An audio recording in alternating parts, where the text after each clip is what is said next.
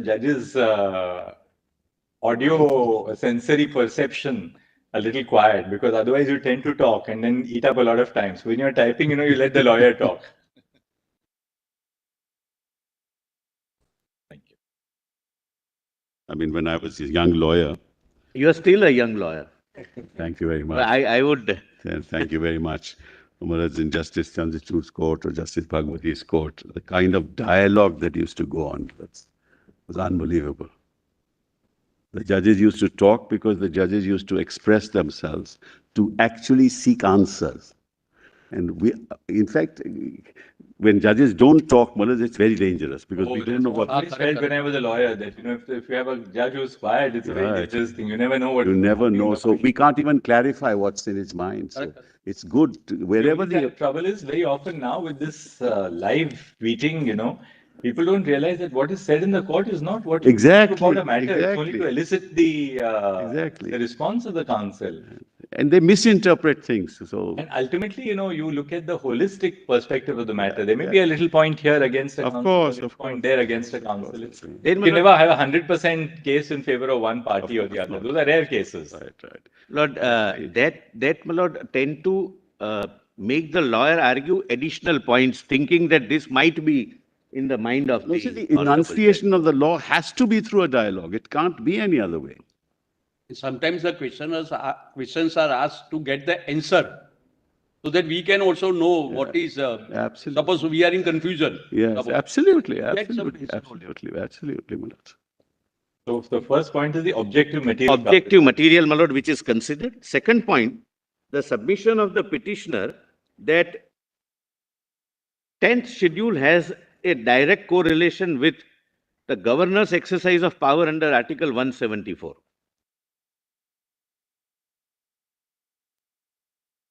And I have to wait. When I say I, my lord, I'm sorry, I represent the Honorable Governor has to wait till the Speaker decides. So the argument that the 10th schedule has a direct correlation with? No, that's their argument which I'll deal with. Yes. That Governor is not concerned with 10th schedule or the consequences flowing therefrom. That's, my lord, my respectful submission. You're saying the 10th schedule has a direct relationship with the power of the governor. Yes. No, it doesn't have. It doesn't have the power. He's dealing with the argument of it's their argument. Yes, my lords are right. It's their argument. Right. And I'm dealing with that argument that governor is not concerned with the consequences contemplated in the 10th schedule. Lord, the other side relied upon, I'm sorry. Yes.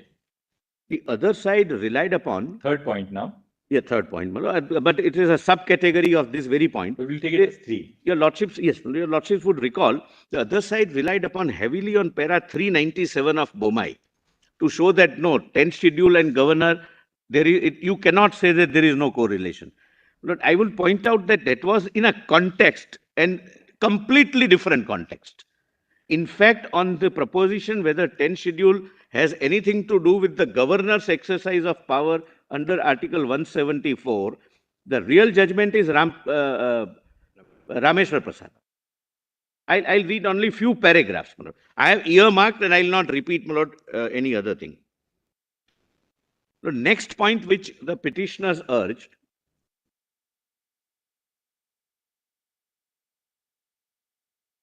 was the governor should have required my learned friend's side to move a no confidence motion rather than directing a floor test.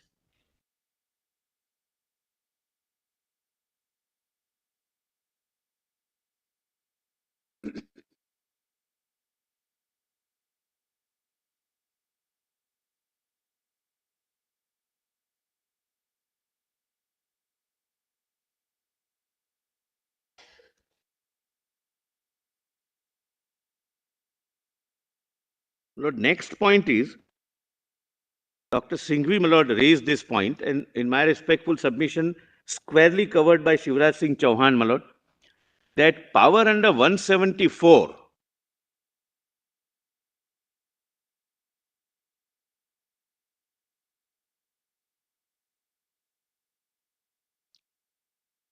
to conduct floor tests can be exercised only when the government is formed for the first time and not subsequently. Lord, that is dealt with by your lordships, my lord, in Shivraj Singh Chauhan. It was argued in the same zeal, my lord, with which it was argued here, and it is dealt with. And that's a good law, my lord. That's my respectful submission. And last,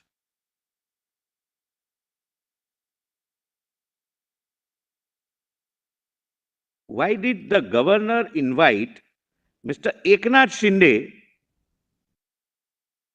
and not interacted with the party or the president of the party as to whom should I invite?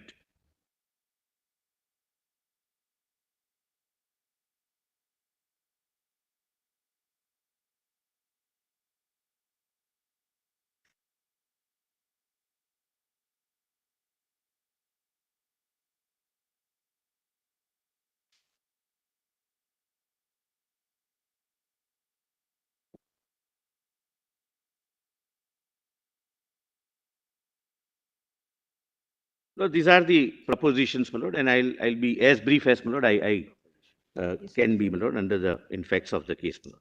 Only 5 propositions. These are 5 Yes. propositions. Six. Six propositions. my Six. lord. Yes. Sub- Lord, so far as the objective facts are concerned, Lord, I have filed a compilation. It's a very short compilation.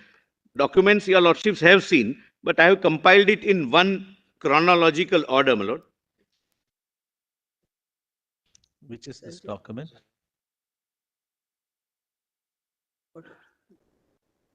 Compilation on behalf of the Honorable Governor, my lord, that's the, Yes.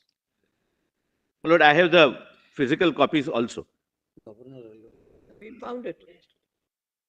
There are two documents from your side, Governor LOD with documents and written submissions of Tushar Mehta. Yes, Lord Governor LOD, my lord. Yes, we have got that. Yes, my lord.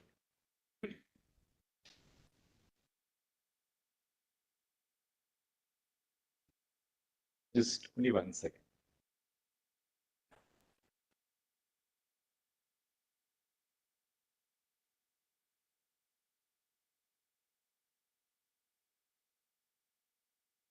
And my lord, the original file of the Honorable Governor is present with the responsible representative of the Governor, my lord.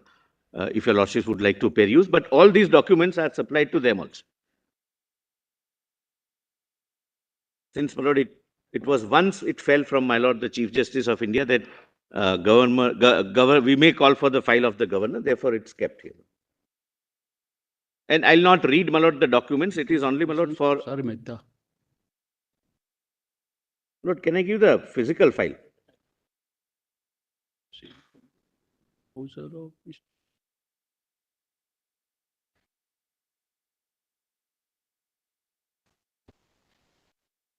इसे open करना।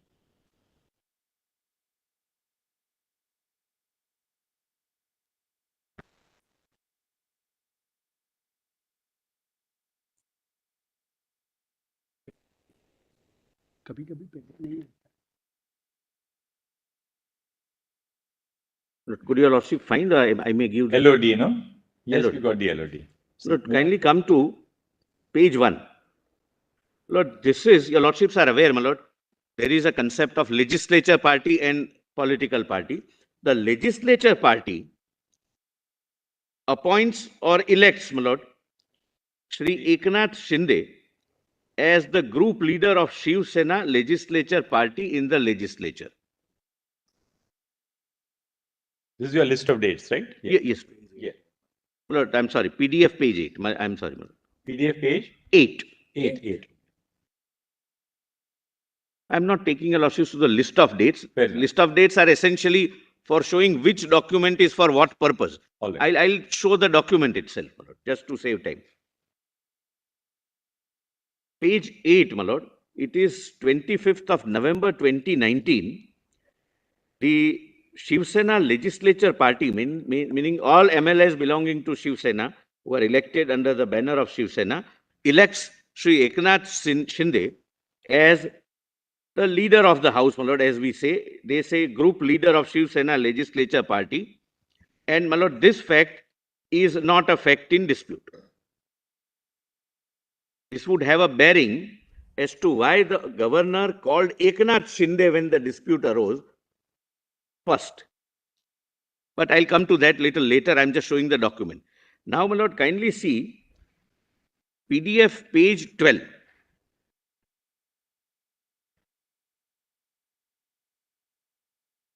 Lord, this is annexure B, my lord, of my compilation.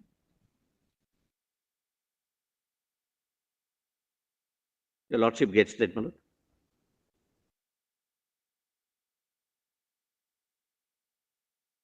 Today, my lord, this is addressed by Sri Eknath Shinde to the Deputy Speaker with a copy to the Governor, my lords, which your lordships would find marking of copy at PDF page 13. May I read, my lord? Today, through media report, it has come to our knowledge that there was a meeting of the members of Shiv Sena legislature party called without any notice of the said meeting given to any of us, including existing leader of Shiv Sena legislature party. It has come to our knowledge that only 16 MLAs out of 55 MLAs of our legislature party attended the said unauthorized meeting and passed the resolution to remove Sri Eknath Shinde as leader of the Shiv Sena legislature party. It is pertinent to note that the said meeting was without any notice and without any quorum and without following the due procedure. We state that 16 out of 55 MLAs could not have appointed a new leader of Shiv Sena legislature party in as much as the requirement of even quorum was not met. It has come to our knowledge that Mr. Chaudhary has been unauthorizedly stated to have been appointed as a leader of Shiv Sena legislative party. We have today unanimously passed the resolution resolving that the said resolution dated 21st June 22 passed at 12:30 p.m. appointing Sri Ajay Chaudhary is void as being without jurisdiction and the same is my lord, inoperative. And kindly see, my lord, PDF page 14. This is the resolution which is signed, my lord. Your lordships would find at page 18 onwards by 34 members.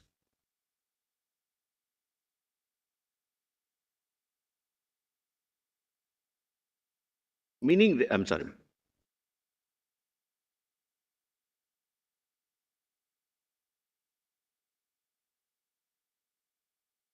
Lord, meaning thereby, as on this date, my lord, that is 21st of June 22, the Honorable Governor was informed that there is no change in the leader of the legislature party and Sri Eknath Shinde continues to be the leader of legislature party in Maharashtra legislature. Lord, thereafter, I'm sorry, my lord, can I proceed? My lord, kindly come to PDF page 21. This resolution is also of the 21st, no? 21st, my lord, yes. Later sent to the Honorable Speaker and the Honorable Governor on the same day, informing that any unauthorized meeting where 14-15 MLAs may have gathered to change the leader is unauthorized, and Sri Shinde, who was appointed in 2019, continues, and all, my lord, 34 have signed. Now, my lord, page 21.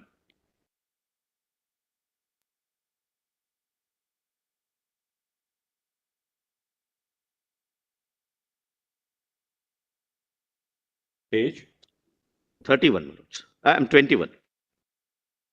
On 25th of June 22, Lord, I'll not approximately, exact, I'll give the figure. Lord, 38 MLAs, it contains signature of 38 MLAs, writes to the Honorable Governor that malicious withdrawal of security of our family members have taken place. And there they point out certain, Lord, shocking facts and also produced before the Governor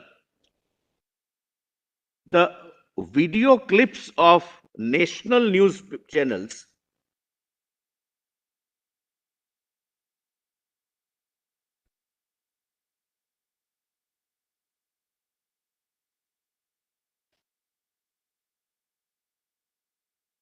which your lordships would find at PDF page 22, para 5 bottom. Lord, one leader of the Lord, party says, let all the MLAs come to the floor of the house. We'll see then these MLAs who have left, they will find it difficult to return and move around in Maharashtra. Then, my lord, the NDTV clip is produced. Then, my lord, these are the signatures of. I'm sorry, my lord. There are. I'm sorry, my lord. I stand corrected. My learned friend is right. There are not only 38 MLAs, 38 MLAs belonging to Shiv Sena, and at page 27, they are independent. My lord, there is some other party, small party, my lord, Prahar Janshakti Party. They have 2. So, meaning thereby, my lord, 40 and 7 independent. So, 47 members of the House, 38, 2 and 7, inform the governor about the threat being administered. 38 MLAs, right? 38 MLAs of Shiv Sena legislature party, Yes. 2 belonging to one smaller party called Prahar Janshakti Party, and 7 independent MLAs. That this is the threat being given, our securities is withdrawn, and they say that one of the leader, important leader of the party says that let them come here. They won't be able to move around in This is that letter at page 21. page 20. And signed, my lord, up to page 28. So that composition of those MLAs, just give us again. Yes, my lord. Kindly, my lord, come to page 38 Shiv Sena. Yes, no, my lord, 38 Shiv Sena. Yes, lordships are right, no? 38. Supporting party. Lord, that your lordships would find the last figure at page 26, PDF 26, 38 Shiv Sena. Right. Then at page 27, Prahar Janshakti Party Amdar. Amdar would mean member of Legislative Assembly. My lord, Amdar and Khasdar. Khasdar means 2 member of MLAs. Parliament. My lord, the Chief Justice would be obviously knowing. Then, my lord, page 28. These are Apaksha Amdar. So, independent members. They are 7. So, total 47 members. Pointing out that threats are being administered.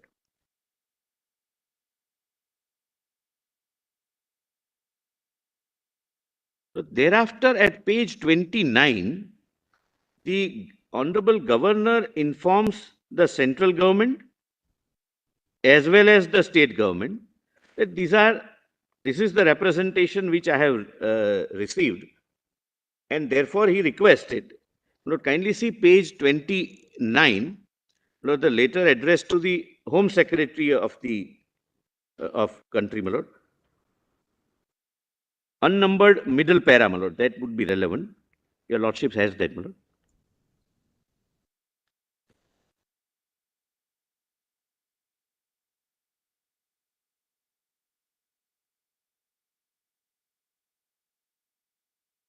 Your lordship, may I read? Second unnumbered paragraph. I have already issued directions to the state police to provide adequate police protection to the MLAs, their families and homes on an immediate basis. Now, please see, despite this, offices and homes of some of the MLAs have been vandalized, with the police being a mute spectator. It is accordingly requested that adequate provision of central security forces be made and kept ready in case required to address the situation. Lord, next page 29, page 30 is a similar letter to the Chief Secretary of the State of Maharashtra. Lord, kindly see the second unnumbered paragraph. I therefore direct you to provide adequate police protection to the MLAs, their families and homes on an immediate basis.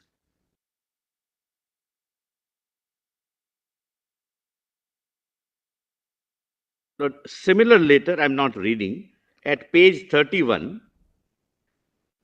to Additional Chief Secretary, State of Maharashtra, Home Department. that you provide immediate security.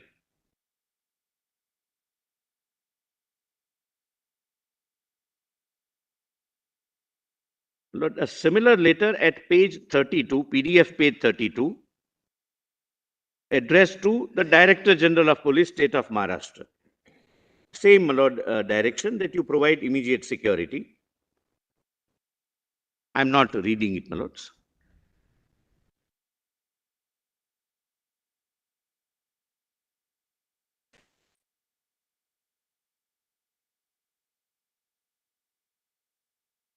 My lord, next is, my lord, page 33, similar letter to the Police Commissioner, Mumbai. Now, my lord, comes page 34,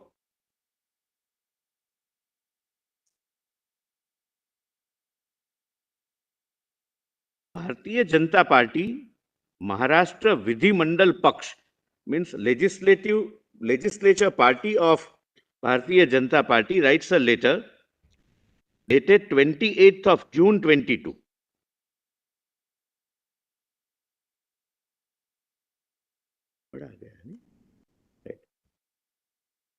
Lord, kindly, my lord, allow me to place this, my lord. This was not read, my lord, by. Lord, this is signed by the leader of the legislature party, Shri Devendra Fadnavis, in the House on behalf of the party, and there is no dispute that he is the leader of the House so far as this party is concerned. I am elected, your lordships can skip first, the election to the Maharashtra am I with your lordships at page Yes, yes. We have 34. 1 minute. The elections to the Maharashtra Legislative Assembly was held on 21st October and the result were declared. Then he gives the bifurcation, your lordships have taken note. Shiv Sena had contested the election in pre-poll alliance with the BJP. However, after declaration of results, the Shiv Sena chose to enter into a post-poll alliance with NCP and INC to form Mahavikas Agadi government. The BJP is thus the principal opposition party in Maharashtra Assembly, having 106 members. It appears that over the last 8 to 9 days, there has been an internal strife within the Shiv Sena legislature party. It is common knowledge through widespread media coverage that a majority of Shiv Sena legislature party is feeling that their party's ideology is compromised. It is reliably learned that Shiv Sena legislature party and its leader have clearly indicated to the Chief Minister Sri Thackeray and that they want to end the alliance with NCP and INC. The Chief Minister has thus lost majority in the assembly. My belief that the Chief Minister Sri Thackeray has lost the majority in the Vidhan Sabha is further reinforced by various news reports circulating in electronic as well as social media, where a group of 39 MLAs of Shiv Sena are seen declaring that they want to exit the unnatural alliance with NCP and INC. The chain of circumstances and events has envisaged in the electronic media and various statements made by the majority group of 39 MLAs, it make it sufficiently clear that Sri Thackeray does not enjoy the majority of the floor of the Vidhan Sabha. I say and submit that there is a wide coverage in the electronic media about the members of Shiv Sena legislature party being threatened by their top leadership, and there have been incidents of attacks on the residences and offices of such members. Further, there appears to be the provocative statements made by the leaders close to the Honorable Chief Minister to incite violence against the members of Shiv Sena legislature party. I submit that the same is being used to browbeat and coerce the aforesaid members to fall in line and to make up for the lost majority of the Chief Minister. I submit that the violence unleashed against the members of Shiv Sena legislature party is at the behest of leaders close to the Honorable Chief Minister. For instance, Shiv Sena Melava in Bombay, some rally or a gathering, Sri so-and-so issued a disturbing threat saying, and my lord, video is attached for the governor to see, which the governor has seen. 40 bodies will arrive from Guwahati and they will be directly sent for postmortem. Lord, this is not denied or disputed on facts before your lordships or before earlier. So Governor, my lord, relied upon it. That's all, my lord, I'm saying.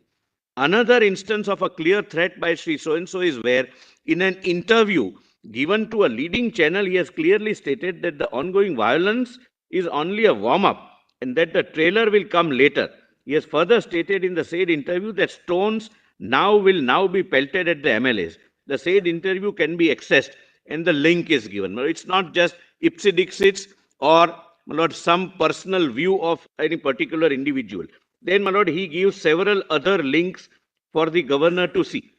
My lord, this was the material before the governor. Now, my lord, please come to page 38.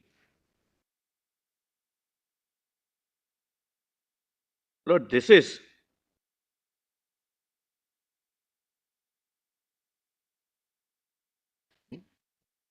I'm sorry, this is, my lord, attached. This is the, my lord, attachment to the email, my lord. Your lordships may skip that. Then, my lord, next is letter dated 28th of June 22. My lord, this has been read and reread, and therefore, my lord, I am not reading it substantially.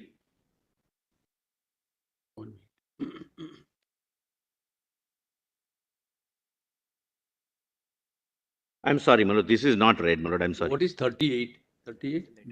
37 or 38? That later. My lord, That 38. attachment. What is that attachment? Yes, my lord. I'll just letter of independent MLS to the governor. I'm sorry, my lord. My lord, the attachment is at next page, my lord. Please read. What is it? Yes, my lord. Allow me to read, my lord. This was not placed by my colleagues, my lord. Request to, this is by the independent MLAs. 7 independent MLAs. Those who earlier supported. Yes, my lord. The very same MLAs. They say, request to ask the Honorable Chief Minister to prove the majority in the shortest possible time. We are members of so-and-so. Your lordships can skip, my lord, the statistics. Para 4. However, in past few days, it has become crystal clear that Sri Thackeray, Chief Minister, Honorable Chief Minister, does not have a majority in the Assembly. The same was reflected in the recently concluded elections for Rajya Sabha members as well as the elections for seats of Maharashtra Legislative Assembly.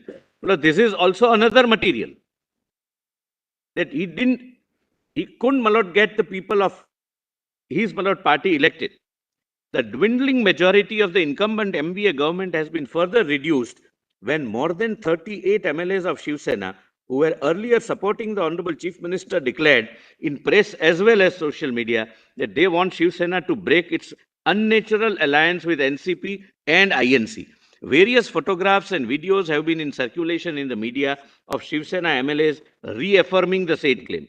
The turmoil within the Shiv Sena legislature party and Shiv Sena has raised serious doubts about the Honorable Chief Minister, Sri Thackeray, commanding the support of the majority of members in Maharashtra Legislative Assembly. In short, the events that have unfolded in the past few days in the state of Maharashtra have made it absolutely clear that the current incumbent MVA government led by the Honorable Chief Minister no longer enjoys the majority in the Assembly and therefore does not have any moral, legal, constitutional or democratic right to continue as the Chief Minister of Maharashtra. We have also come to know that Sri Thackeray and his colleagues, with a view to convert the minority into majority, are trying to get certain MLAs of Shiv Sena disqualified by misusing and violating the provisions of anti-defection law. We have already addressed a communication in this regard with our letter dated 24th June to the Deputy Speaker, copy whereof is attached herewith. Your Excellency will agree that in a democratic setup, only a person who enjoys the majority support of the House has a right to continue as the Chief Minister. A person who does not enjoy such majority has no right to continue as the Chief Minister and is obliged to prove his majority on the floor. In view of the matter and keeping in view the established democratic principles, they seek that immediate floor test be directed. My lord, now your lordships have read this letter, my lord, which is at PDF page 42. This, my lord, is read and reread, whereby the Honorable Governor requests the then Honorable Chief Minister, Sri Thackeray, to prove his majority, my lord. I am not reading it, but, my lord, kindly see, my lord, the request, my lord, is a special session, my lord. This is at page 45. Therefore, I'm just showing, my lord, that this was exercise of powers under Article 174, read with 175 too. Therefore, in keeping with the constitutional and democratic values and principles as also the law laid down by the Honorable Supreme Court of India, and in pursuance of the powers conferred under Article 174, read with Article 175 2 of the Constitution, I hereby issue the following directions. a special sessions of Maharashtra Assembly be summoned on 30th June at 11 a.m.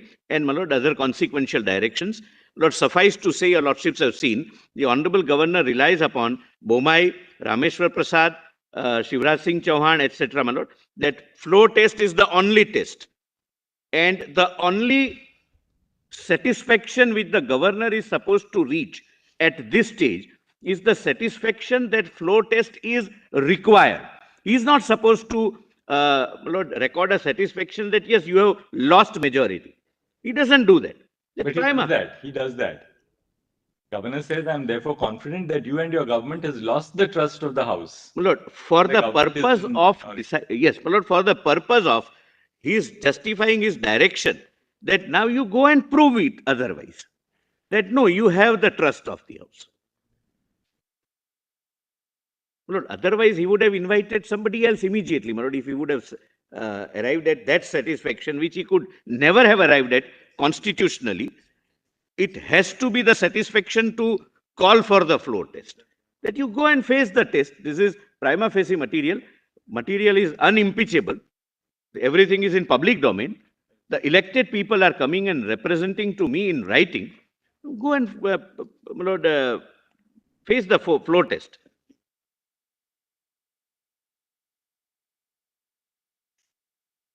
Yes. Yes. Lord, now if that satisfaction is not recorded, that there is a So really speaking, Mr. Solicitor, the material before the governor was only three things. One, the resolution by 34 MLAs that any change in the leadership of the House is not warranted, that therefore they continue to have reaffirmed that the leadership will be with Eknath Shinde, not with Chaudhary or Gogaole. One. Two, the letters by 47 MLAs about the threat to their security. For converting minority into majority. And the third, the letter of the leader of the opposition. Yes. That 39 MLAs of the Shiv Sena want to exit the alliance with the BJP, with the INC and the NCP. Yes, my lord. And saying essentially all this correspondence boils down to three aspects, three things basically. Independent MLAs letter. Independent MLAs and resolutions passed and the 34 MLAs. Resolutions passed by them respectively. Letter is accompanied by resolutions to show that this is not happening for any other reason. This is happening because the chief minister has lost majority and he wants to convert his minority. That's the only thing, my lord, in my respectful submission, the governor is supposed to see. That in fact, he appears to have been reduced into minority, but he can go. Ultimately, it boils down to this. Suppose there is a policy difference between a group of MLAs within a party. Yes. It was on the alliance with the NCP and the INC. Suppose there's a policy difference on whatever aspect, spending funds for a backward region in the state. We don't want this to be done. Several, yes, sir. The difference of the MLAs can be on a variety of things. There's a policy difference of a group of MLAs within a party, because governor also says, they also don't say that, look, we are leaving the party, because the moment they say, because governor also says, they also don't say that, look, we are leaving the party, because the moment they say that, they incur the 10th schedule. Can the governor merely on that basis say, now I'm of the view that you must prove your trust vote in the, you must go to a floor test. I'll answer that, my lord. But that, my lord, I would better answer after showing the law on the point, because, my lord, the answer is this, immediate answer is this. The reasons for the dissatisfaction or reasons based upon which the sitting chief minister has lost majority is not the consideration for the governor. That can be a ground for disqualifying them, taking any other action within the party fold, etc. The governor is supposed to only understand, no, my lord, and that's what the law, your lordships have laid down, whether he has lost majority support or not. Whether two different things, you see. One is whether the governor has material to indicate that, well, that the existing government has lost majority on the floor of the House. Equally, the governor must be conscious of the fact that his very calling for a trust vote may lead to a precipitate loss of majority for the government. Because the calling for a trust vote may itself be a circumstance which will lead to the toppling of the government. My lord, I don't think, my lord, No. with profound respect, my lord, as I understand, the governor, my And lord, governors cannot should take not that come in- call. Governors should not really lend their office for effectuating a particular result. My lord, kindly see, my lord, kindly examine it, my Here lord, you and have a leader of the opposition rights. Leader of the my lord, the opposition difficulty letter, is, my lord, my other leader of the submissions. opposition's letter is irrelevant, according to me. The leader of the opposition will always write to the governor, say, look, these people are acting contrary to the constitution, that their policies are anti-people. That is no ground for the governor to act. The independent MLAs who said, or the MLAs who said, my security is under threat, this was not a report under Article 356. He was not saying that the government of the state cannot be carried on in accordance with the dictates of the That's going to be constitution. my submission, my lord. So the threat to security cannot be a ground for calling for a trust vote. So both those are out of reckoning. The only thing which survives is the impact of the 34. Because May that I is answer right. that? May I answer that? 34 is something which is because 34 in a party which has 55 MLAs. So Lord, may I answer that?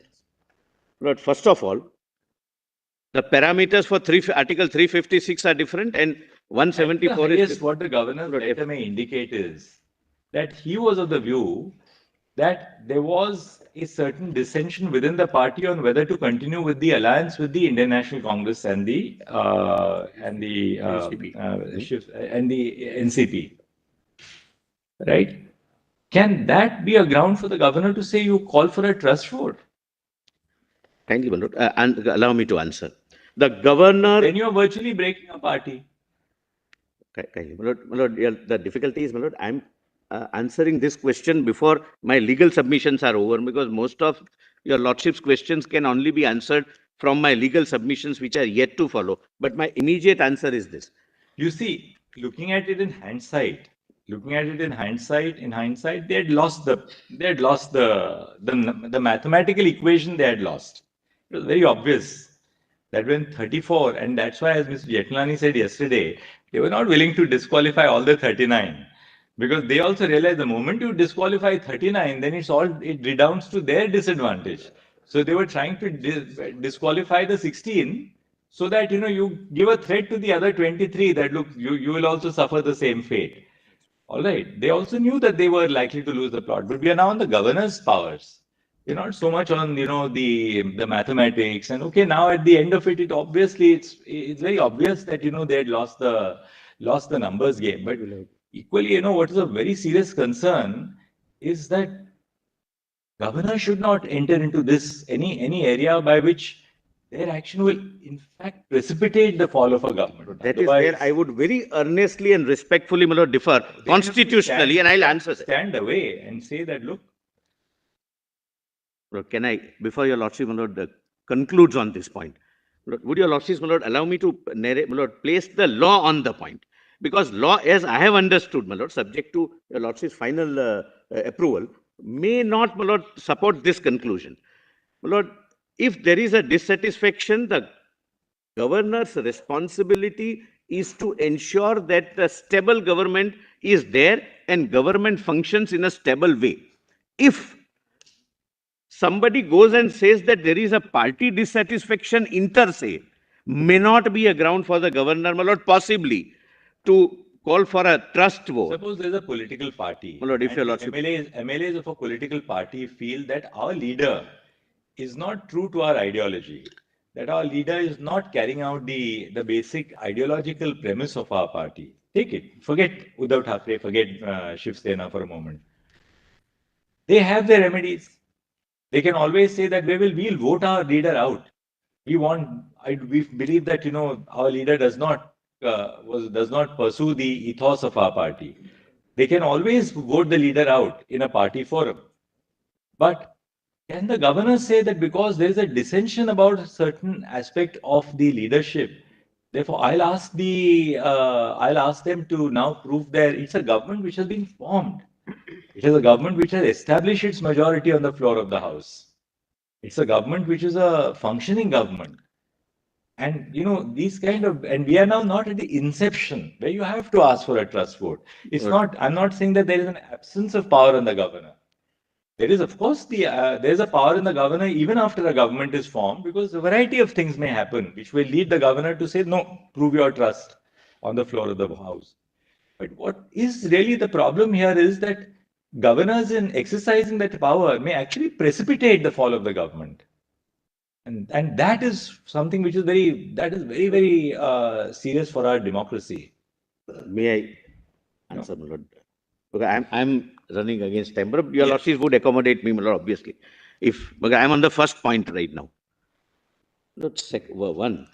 And this is irrespective of their numbers. There's no doubt about it that they lost the numbers at that point of time. But Lord, I'm answering as a proposition of law. Lord, kindly allow me to at least answer, my lord, this.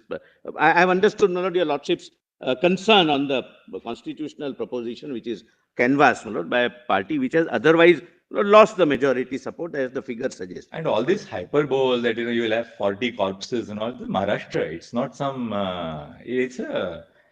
It's a very highly cultured, developed state. I mean, things are said in politics. Sometimes things are said which are inappropriate. They should never be said. Lord, As we please said don't- just the other day, Mr. Please Mehta, don't, my lord, that we said to Dr. Singhvi in a matter where he was appearing that there has to be some level of constitutional discourse and dialogue, which is Lord, unfortunately going down in our country.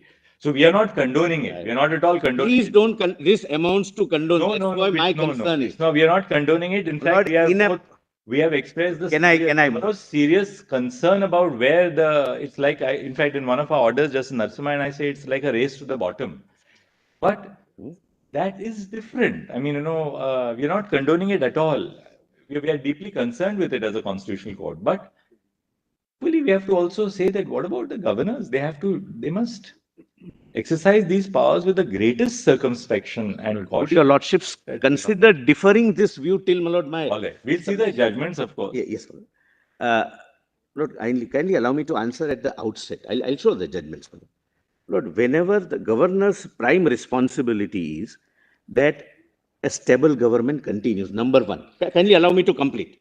Number two, the democratically elected leader should not only enjoy the confidence of the House when the government is formed, he should continue to enjoy the confidence of the House throughout the tenure. And that's going to be my another limb of submission when I examine, my lord, the governor's power in facts of the case is concerned. Otherwise, there would not be any accountability on the leader so far as his constituent electorate is concerned. He can say that now I am elected to hell with you. I will not concern. I'm not See, concerned. the monsoon Allow me session- to. Mr. Solicitor, the monsoon session was coming.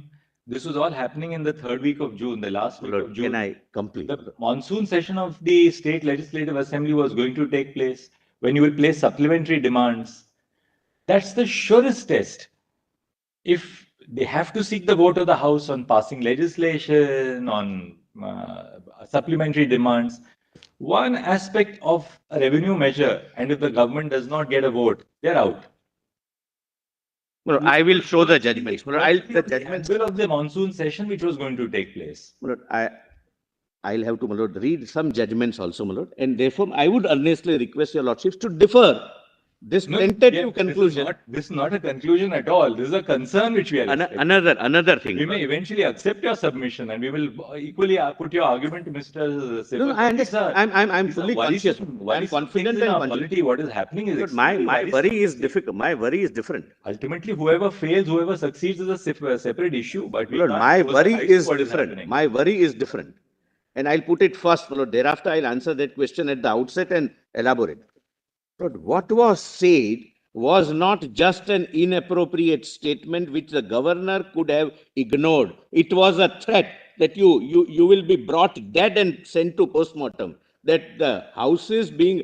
Please don't condone it, He Lord, wrote to even the DG. inadvertent. He wrote to Mr. Limay, who was the additional chief secretary, provide security. He did his duty by providing that please provide Lord, protect these if I people. lordships Your duty bound to permit me, my protect lord, them. to.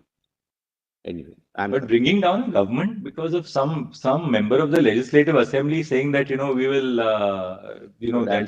Sorry, my lord, that's too simplistic a way to look at it. Lord, please look at it holistically. 34 persons, 34 MLAs goes that we have lost confidence. They might be disqualified, they may not be disqualified. Whatever is the consequence, forget it for the time being. Along with 2 + 7 other MLAs that This man is not enjoying majority support. Kindly, my lord, allow me to complete, my lord, before your lordship, my lord, expresses the concern. They are not saying that we don't like him or we don't like the my lord, A, B, C, D reasons, and therefore he has not, he has lost our confidence. Now, my lord, all these allegations, all these threats are being administered, and the governor is supposed to be not a mute spectator, because the threats are administered not as a law and order situation. The threats are administered, and governor is informed that with a view to create an artificial majority, now not only threats are administered on public platforms, but really attacks are taking place. Lord, would I expect the governor to sit as a mute spectator and say that you wait till your monsoon session? This is your internal dispute. You sort it out internally. The minimum thing, my lord, the Supreme Court has said is that the governor is not only entitled, he is duty bound to hold a, to direct that if this is the situation, you hold a full floor test. If that, my lord, according to their perception, might aggravate the situation for the chief minister, my lord, again, that consequence is not for the governor to keep in mind. If in a democratically elected body like the member, like a legislative assembly, if I am elected as a leader, I should not only inspire confidence at the outset, I should continue to have that confidence throughout my tenure. Otherwise, it results into complete lack of accountability and answerability, which is a facet of democracy, and it would result complete in complete tyranny. That now I am elected, you can do nothing to me. Look, that is not what is conceived of the governor's function, because governor comes into picture only in rare situations like this, that for whatever reasons you have lost your confidence. If 34 people have come, maybe because of my floor test, 34 may become 40. I'm taking the extreme example, as your lordships have very rightly expressed the concern, that it might aggravate the situation, but that's how the democracy works. That's how, my lord, leadership works. And therefore, my lord, they say that you can inherit leadership. You cannot inherit leadership qualities. And that is where the leadership quality comes into play in a The democracy. concern, Mr. Mehta, is that what happens is people start ditching a government. And, you ditch your government, and then for a variety of reasons, the governments and the governors are willing allies by saying, hold a trust vote. So you give sanctity to this act of. I am ditching not the government entering as into the area whether they should have or they should not have. That's for them to answer. This is a very sad spectacle, in our democracy, that, you allow. Lord, I don't, as a governor, I can't answer that question. But otherwise, my lord, if your lordship. I mean, this is irrespective of the morality of the Shiv Sena having joined with the INC and the. That was also, my lord, the majority feels was a sad spectacle. My lord, ultimately, all these resolutions say that having gone before the electorate, and my lord, I would like to read, my lord, kindly allow me, my lord. Okay, my lord, I am, kindly allow me. In Quixote, your lordships very carefully say that when you go before the electorate, you are not going as an individual. You are going as a representative of a particular ideology. You are doing two things. A, I am representing a particular ideology, vote for me. He represents another ideology, don't vote for me. Now the situation before your lordships and before the governor was that majority of me who went with a particular ideology, particular coalition, particular, my lord, joint, my lord, program, sit with him against whom we contested the election, and majority say that this is a spectacle we would not like to be a part of. I'm not concerned as a governor. I'm not concerned as a governor. So that's, my lord. And but they broke bread for 3 years, no? Exactly. They Lord, broke this is a bread with the political Indian debate, National my lord. Congress and the NCP for 3 years. Lord, What happened overnight after 3 years of, a happy marriage? My lord, please see, my lord, then I'll read, my lord, what is their reason, because it's not my function to answer that. That's a political debate. The Or governor has to ask himself this question. On lighter side, you can very well say, staying together for 3 years cannot be said to be a happy life by that itself. But the governor has to ask himself this question. What were you fellows doing for 3 years? Lord, You're Governor not, has. you're not in 1 month after the election has taken place. Lord, kindly, I Lord, can kindly come understand. to 1 month after the election takes place, Lord, the I chief have not- minister suddenly breaks up with the bypasses the BJP and joins with the INC. And Lord, governor can say, sorry, must, there's a Lord- serious discontent in the party. Lord, 3 years you cohabit, and then suddenly one fine day, a group of 34 say that there is discontent.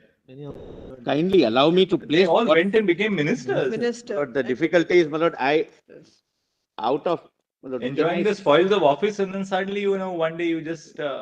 Wake up to the fact that I leave it to your Lordship. Well, that's a political debate, but I have an answer. If your Lordship allows me, I'll answer. You can go to the law council. Yeah, now tell us, show us the law now. Huh? I will. You But take before us to that, the let law me first, answer. then Let thereafter me answer. apply the later. Well, let- Please do one thing. You can show the law, correct? Power of the governor, what can be weighed with the government, and thereafter you take it to take us to the later, that whether it fits in that law or not. My Lord, kindly, my Lord, note here at this page Yeah. 14 is the answer. I'll come to it later. All. Page 14, why these 3 years of cohabitation, my Lord, and why thereafter, my Lord, a divorce. I'll answer, but they have answered to me. They have shown it to me.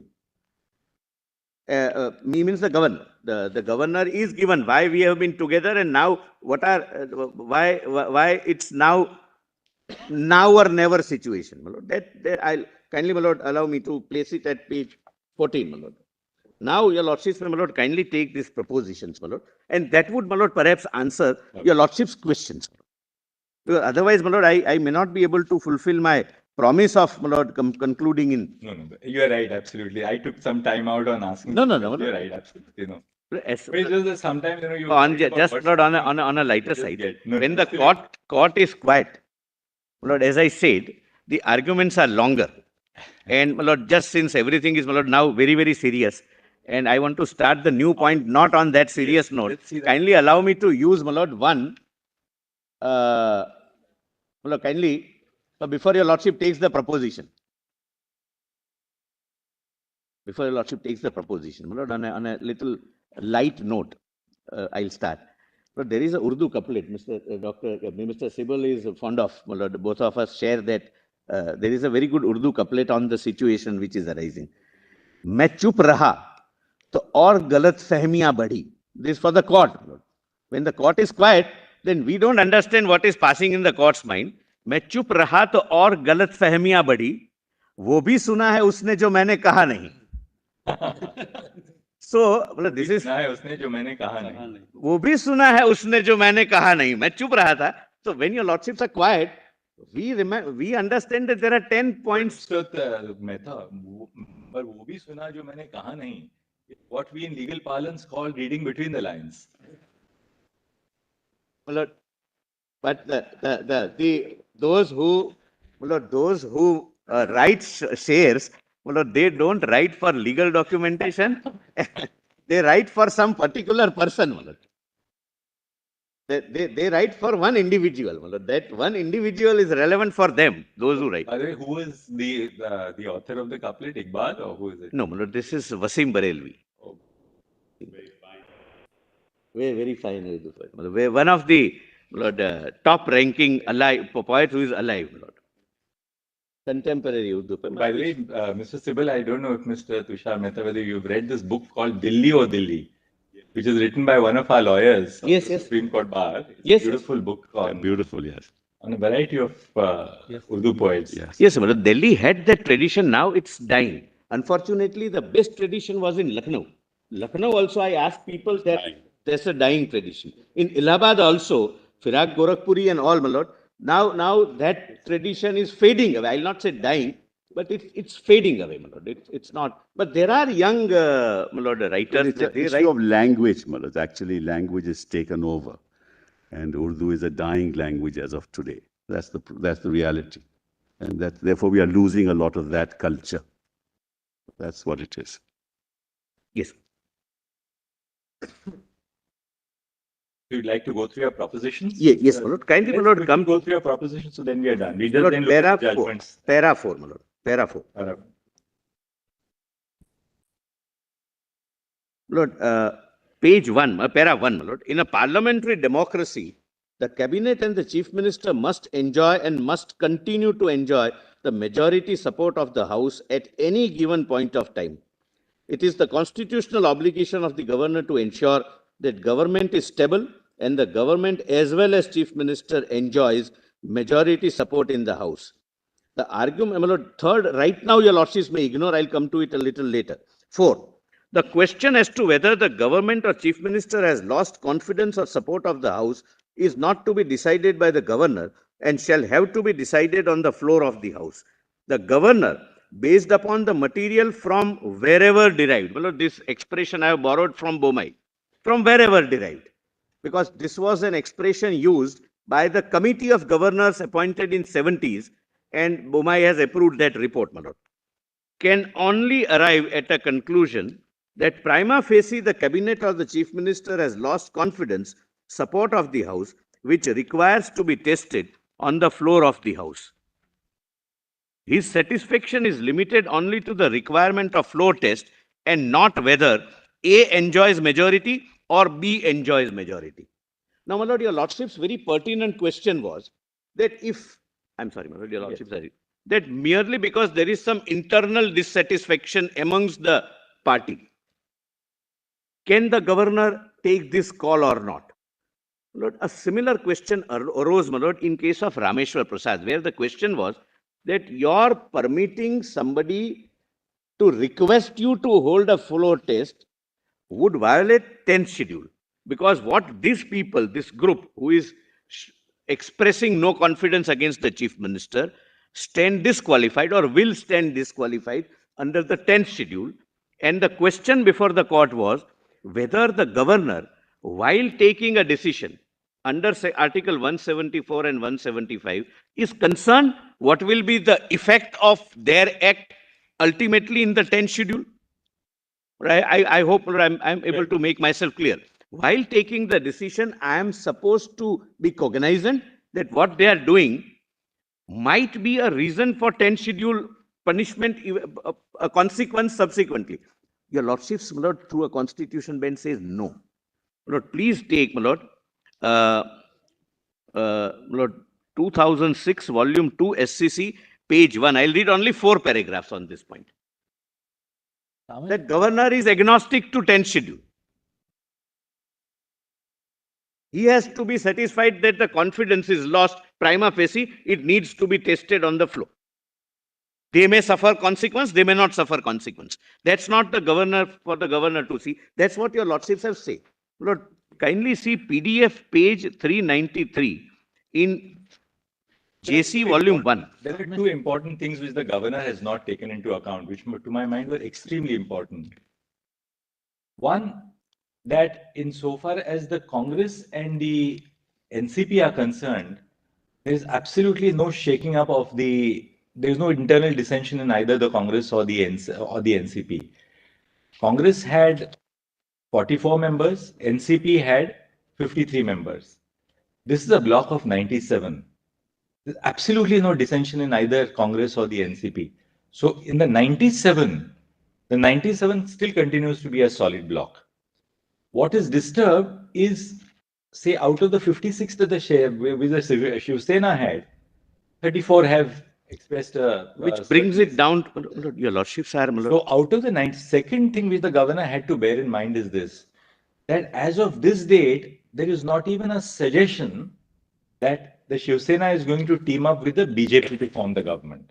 So that's again a circumstance which is totally alien to his consideration. So he can't be oblivious of the fact that in a 3-party coalition, the dissension has taken in 1 party out of the 3. The other 2 are steadfastly support the coalition, and they are not by any means, sidekicks. They are almost at par. All the 3 are virtually at par, except the Congress, which was a little lower. May I only make one lower than the. May I only make one request? Look, to examine the facts of the case, after, my lord, I show the law, your lordships are shown, but some of the paragraphs, some of the law is unfortunately, my lord, not assisted. 2006. Thereafter also, my lord, why the governor can take that step even if NCP Congress bloc is not disturbed. I'll, my lord, answer that. My lord, it is para, What is the citation, Mr. my lord, 2006, volume 2, SCC, page 1, para 85, Which compilation is it? but judgment compilation 1. My lord, PDF page 482. Starts from page 393. Yes, ma'am. Yes. Going to go to 482. 482, my lord. Para 85. I'm reading 85, 161, 164, and 165, which is on this point, my lord. And my lord, kindly bear one factor in mind. My lord, whether the court would have taken the same view which the governor took may not be the test while determining, my lord, the decision taken by the governor. Court may perhaps on the facts arrive at a different conclusion. Lord, 85. Certainly there can be no quarrel with the principle laid down in Quixote case about the evil effects of defections, but the same have no relevance for determination of the point in issue. The stage of preventing members to vote against the declared policies of the political party to which they belong had not reached. If MLAs vote in a manner so as to run the risk of getting disqualified, it is for them to face the legal consequences. That stage had not reached. In fact, the reports of the governor intended to forestall any voting and staking the claim to form the government. Well, this was a case of 356. He sent a report that now dissolve the government. Yes. The stark distinction so far as Rameshwar is concerned, Rameshwar government was not formed. It was at the initial stage immediately after elections. Correct. Where there was no party who got the majority. Instead of waiting for somebody to form a majority, the governor asked for dissolution of the House. 356. Already exercised. And the reason he has given is that if I spend more time to allow a coalition to be formed, they will cobble up a majority and thereby violate 10th schedule and then create a government. So court said the governor cannot assume that one of the political parties would go ahead, cobble up majority by coalition. This is a wrong inference that the governor has drawn. But as against Rameshwar Prasad's case, this is a case where the government is subsisting for more than 3.5 years. So that's the distinction between Rameshwar and ours. I'm just putting it to you. Facts, yes, but the legal proposition which I would, my lord, place for your lordship's consideration may be the same. The consequence which would, the power of the governor or the exercise of power of the governor at the time of initial formation or subsequent shall have to be the same. That's my respectful submission. Please come to, my lord, now PDF page 520 at para 161. Because I, my lord, with profound respect, do not see any, my lord, any reason to not read this ratio for exercise of power under 174 and 175 also. This was also the case where the Supreme Court said you should have called for the floor test. You could not have said that, no, they might incur disqualification. 161, my lord, if your lordships, my lord, can. We are not, your lordships gets that, my lord. We are not impressed with the argument based on a possible disqualification under the 10th schedule if the MLAs belonging to LJP party had supported the claim of so-and-so to form the government. At the stage, it was wholly extraneous to take into consideration that some of the members would incur disqualification if they supported a particular party against the professed stand of the political party to which they belong. The intricate question as to whether the case would fall within the permissible category of a merger or not could not have been taken into consideration, assuming that it did not fall in the permissible arena of merger and the MLAs would earn the risk of disqualification. It is for the MLAs or the appropriate functionary to decide and not the governor to assume disqualification and thereby prevent staking of the claim by recommending dissolution. My lord, your lordships are right. My lord Justice Narasimha are right. Fact situation was 356. But why, my lord, I'm posing a question to myself. This ratio not apply when the governor decides to call for a floor test, which your lordship said is the only test. Lord, further, it is not necessary for us to examine for the present purpose para 4 of the 10th schedule dealing with merger and or deemed merger. In this view of the question sought to be raised, Lord, kindly see the last line. It could not have been gone into by the governor for recommending dissolution. My Lord, what fell from my Lord the Chief Justice would be, my Lord, if I put it in the context of this ratio, would be that the governor will have to first form an opinion that these people are working since 3 years.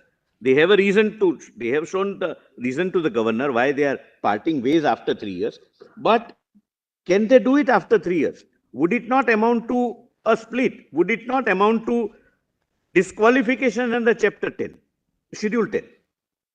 My Lord, kindly come to my Lord 160. 162, my Lord. The provision of the 10th schedule dealing with defections, those of the RP Act dealing with corrupt practice, electoral offences and disqualification, etc., and are legal safeguards available for ensuring purity of public life in democracy. But insofar as the present case is concerned, this had no relevance at the stage when the dissolution of the assembly was recommended without existence of any material whatsoever. There was no material for the assumption that claim may be staked based on democratic principles, but based on manipulation by breaking political parties. Now kindly come to my Lord 164 and 165. It is true. Does your Lordship have that? It is true that, and kindly, my Lord, for my satisfaction, read it as 174, 175 instead of 356.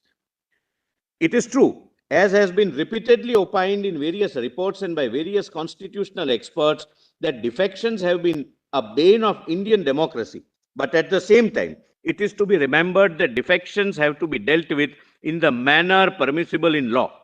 If the political party, with the support of other political party or other MLAs, stakes claim to form a government and satisfies the governor about its majority to form a stable government, the governor cannot refuse formation of the government and override the majority claim because of its subjective assessment that the majority was cobbled by illegal and unethical means.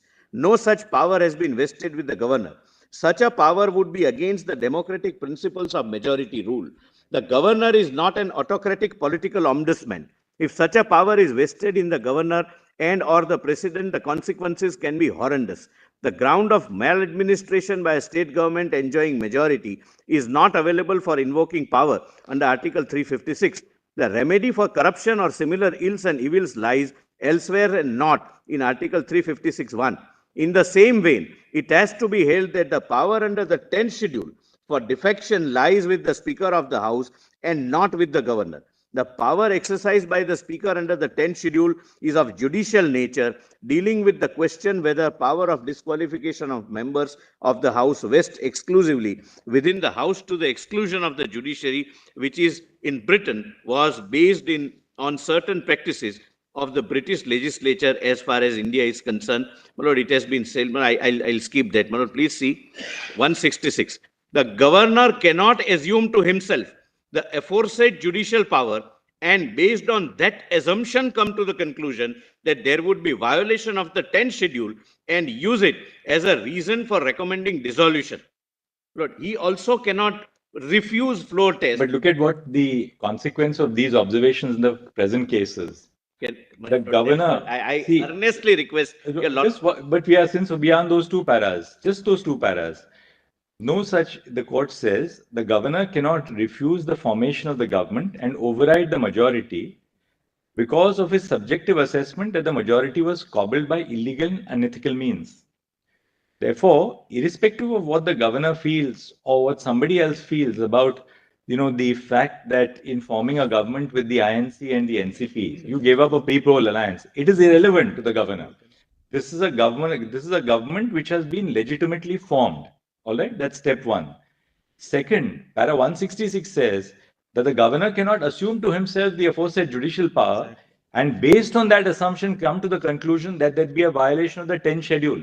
So it was alien to the governor's mind that these 34 would have to be excluded from consideration because they have incurred a disqualification under the 10th schedule. They would. For the governor, He has to treat these as part of the Shiv Sena, irrespective of what their internal dissension is. And say, Therefore, he cannot now say that these 34, the letter which these 34 have given me, is a ground for shaking the faith of the government or the trust of the government which they have.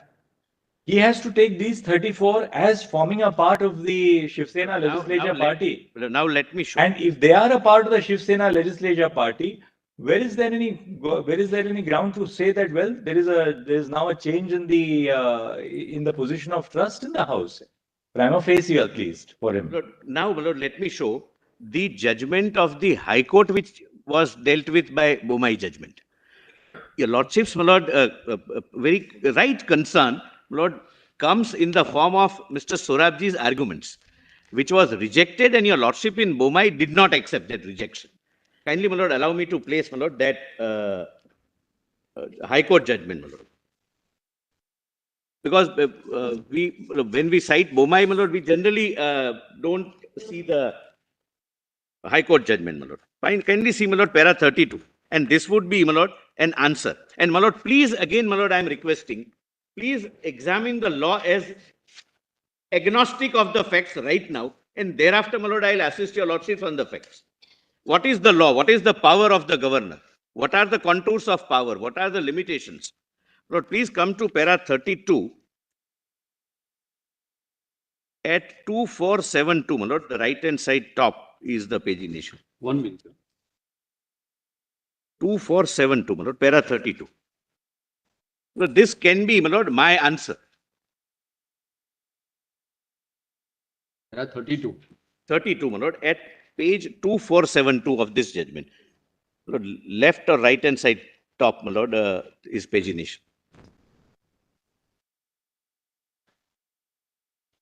May I read, my lord? Your lordships have got. Mr. Soli Sorabji also contended, this is his argument before the High Court, my lord, that the factors like alleged unethical methods adopted during the formation of Janata Dal, expansion of cabinet, horse trading, and atmosphere getting vitiated are not only vague but have no rational nexus at all. The question of failure of constitutional machinery, the learned counsel also laid, my lord, kindly come down, my lord, anti-defection law, my lord, it says, I'll just read fully. The learned counsel also laid great stress by contending that governor, by acting upon the letters given by 19 legislators, had circumvented the anti-defection legislation, the primary aim of which is to discourage the toppling game by legislators by changing their loyalties, and by acting upon those letters, the legislators were permitted, in substance, to play the game of toppling the ruling party, ruling ministry, without incurring the consequence of anti-defection law, because if these legislators had withdrawn their support in the House and voted against the ministry, they would have incurred disqualification under anti-defection law. Reliance upon these letters is contrary to the underlying purpose and the essence of anti-defection legislation, and therefore illegitimate and prohibited. Kindly mark this. The learned counsel buttressed these arguments by contending that if the floor test had been held, the legislators would have written letters, who had written letters might have changed their mind for several valid reasons, i.e., change of the style of functioning of leadership, change in the leadership, realization for maintaining party unity, unwillingness to incur disqualification under anti-defection legislation, and 5, not giving a pretext for imposition of precedence rule. In support of the contention that the floor test has always been recognized as the legitimate and relevant method, Sri Sorabji relied on the judgment of Orissa High Court, so-and-so, so-and-so. My lord, he was insisting that please allow floor test, because that's what the law says is the only test. That's what we call dance of democracy, is on the floor of the house, not outside. And the governor cannot go beyond a particular point. Lord, this was rejected by the High Court, my lord, at para 54. 34.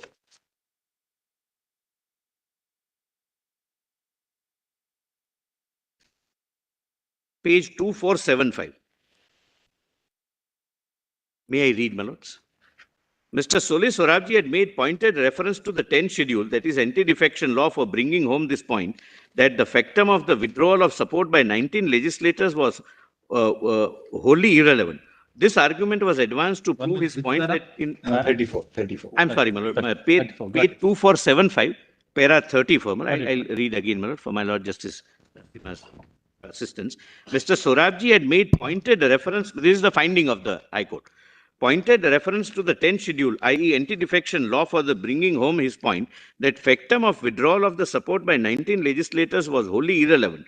This argument was advanced to prove his point that in the context of anti-defection legislation, floor test was the most relevant, legitimate and surest method to determine whether the Council of Ministers headed by Sri Bomai commanded the majority in the House or not. We are afraid we are unable to agree with this submission of the learned counsel. The introduction of 10th schedule in the Constitution has not in any way affected the exercise of powers under Article 356, nor has it amended Article 356 in any manner. The amending body which inserted the 10th schedule to the Constitution had before it the several decisions, especially the Rajasthan case as to the scope of Article 356. There is a presumption that the lawmaking body was aware of the existing interpretation, and the court said that no, he should have kept Schedule 10 in mind while exercising powers under 356. Now, my lord, please see how Bomai judgment deals with this.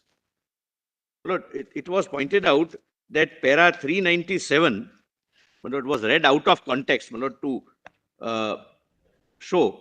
Lord, kindly see, Lord, Bomai is, my lord, JC volume 2, PDF page 516.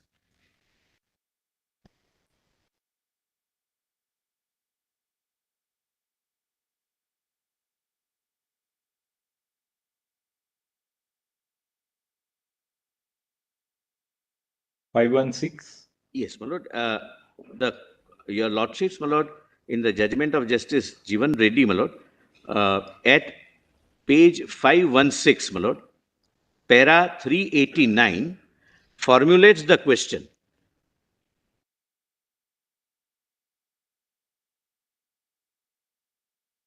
Volume 2. I'm sorry, my lord, my allotted time is over, my lord, kindly allow me, my lord. I'm not repeating anything, my lord, and Certainly. the 389, my lord, your lordship says, I'm not reading all questions because they are not relevant for the present. Only question number 6. A special bench of 3 judges of High Court heard the writ petition and dismissed the same on the following reasoning. Please come to 6, my lord. The introduction of 10th schedule of the Constitution has not affected in any manner the content of power under Article 356. Lord, the argument of Mr. Sorabji was that all right, why you are not concerned with 10th schedule.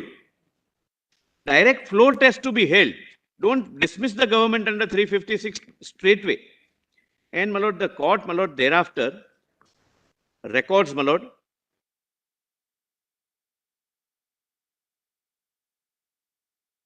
page, my lord, 393, my lord. I'm sorry, my lord, 397. In this context, my lord, the court examined this, my lord, that it is wrong. The governor should consider before removing the ministry, before not installing the government and imposing precedence rule, you should have given the floor test. And that in that context, my lord, 397. Please see, my lord, 397. May I read? We are equally of the opinion that High Court was in error in holding that enactment or addition of 10th schedule to the Constitution has not made difference. The object of 10th schedule is to prevent and discourage floor crossing and defections, which at one time assumed alarming proportions. Whatever may be his personal predilections, a legislator elected on the ticket of a party is bound to support that party in case of division or vote of confidence in the House, unless he is prepared to forego his membership of the House. The 10th schedule was designed precisely to counteract horse trading. Except in case of split, a legislator had to support his party willy-nilly. This is the difference between the position obtaining prior to and after 10th schedule. Prior to the said amendment, the legislator could shift the loyalty from one party to the other any number of times without imperiling his membership of the House. It was as if he had property in the office.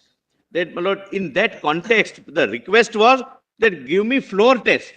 Don't impose precedence rule. Let the 10th schedule play its role. If somebody votes against the will of the party, he will be disqualified. But don't take extreme step of 156. Take step under 174 and 175. That's what precisely the governor has done. And, my lord, a similar situation arose. And, my lord, now I will read your lordship's the judgment in Shivraj Singh Chauhan, where all this is considered. But before that, please come to para 7 of my propositions, my lord. There are more than one reasons, my lord. Why, my lord, this cannot be the argument of the petitioner, and I'll demonstrate, my lord, what is the flip side of this argument. If your lordships, my lord, were to hold that governor cannot examine the inter se dispute, or he waits till the speaker decides disqualification, what is the flip side? I must, my lord, assist your lordship with that flip side. Para 7. There is one more reason why governor cannot preempt the decision of the speaker at the stage of directing floor test, since it is possible that the original political party of the members of the House may condone the defiance of the whip as contemplated under para 2(1)(b) of the 10th schedule. Lord, kindly pause here for a minute. Lord, disqualification is not automatic. If I, as a member of legislative assembly of a particular party, vote in defiance of the whip, there is a provision that the party may condone it within 15 days.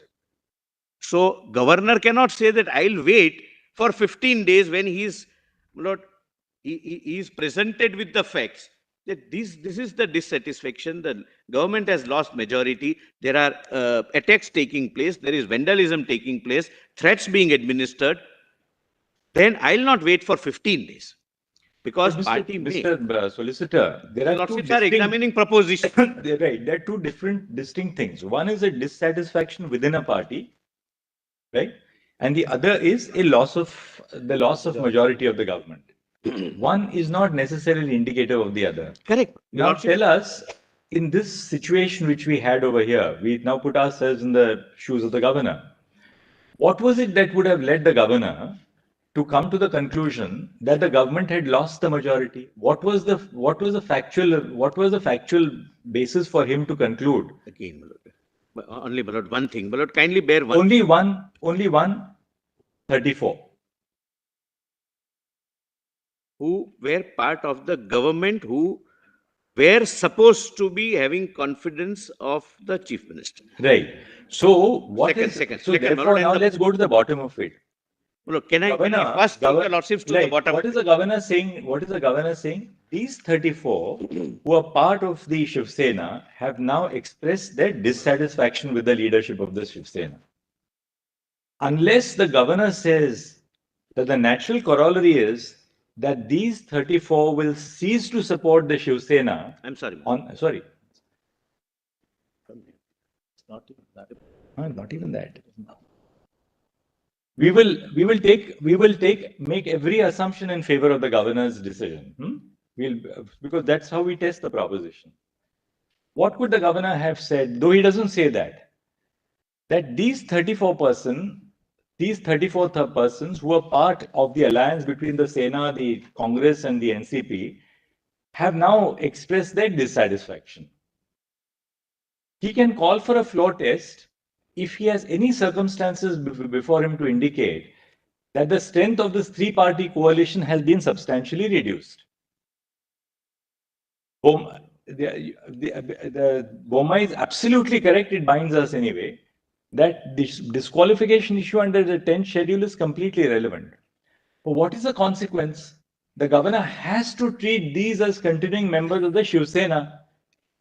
Even before us, they are not saying that we have ceased to be members of Shiv Sena. Yes. Now, if they continue to be members of the Shiv Sena, and the Shiv Sena therefore continues to have 55 or 56 members, which it originally had. If they vote against, they will incur disqualification. Governor would say that.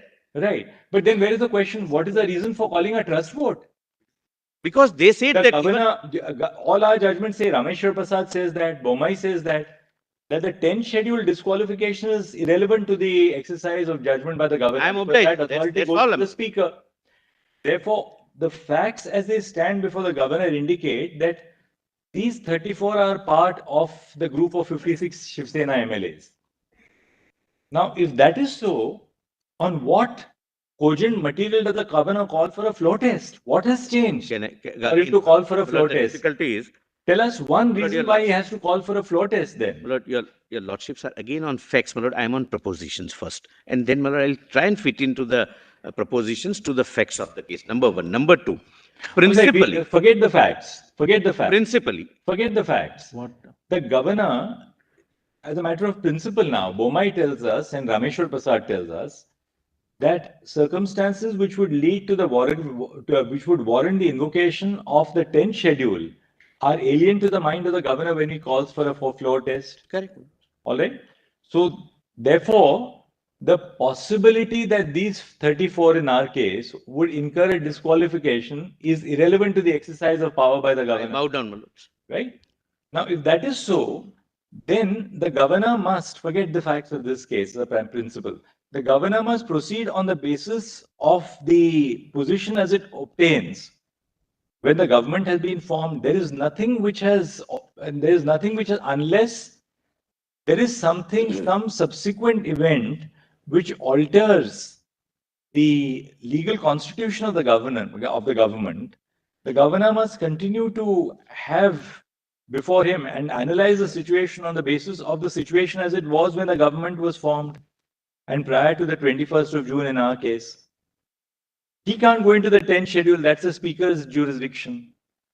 If he can't go into the speaker's jurisdiction, which is the 10th schedule, then what is the basis for calling a floor test?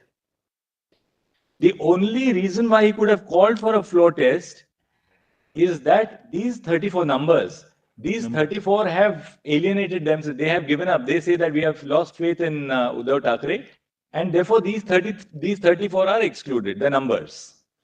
But there also, Mr. Solicitor, there's one difficulty for them, and we are only looking at the material that is available for the governor to draw an inference that floor test is necessary. We are not about the facts of the case. Three factors you have indicated. One is the 21st of June letter. Second is the case of threats. Third is about BJP's, and fourth is about the independence letters. Those two, if we eschew from consideration, because from the opposition side, for him to base his decision, apart from threats, which is purely a law and order situation, what is remaining is the 21st, It's not a law. of I'm June, sorry. 21st of June 2022 letter. That letter merely informs the governor that we reaffirm that Shinde to be appointed and continues to be appointed as the leader of the house. Number one. Number two, Gogawale will be the whip. You continue to recognize that. Nothing more than that. It doesn't say anything more than that letter. Allow me to, my lord, So answer. now where does he draw an inference on the basis of this letter, Yes. which will become part of the material for him to take consideration? Lord, please come to, my lord, page 14 of the material, my lord, which I have placed on record, my lord. It's not just a letter, it is coupled with Yeah, we've seen that. That a letter. resolution. Coupled with a resolution. And, my lord, kindly bear Resolution one of the 34, right? 34, my lord. It's not read before your lordship. My lord, All right, just one second. Let's go to that. it's a PDF page 14, my lord. That is at 401. 14. list of LOD of the governor. No, that's what. LOD of the governor. Yes. Yes. No, that's what I was referring to, correct? That's not what page. 14. Page 14. 14. Yes, 14. That letter, that resolution. Right.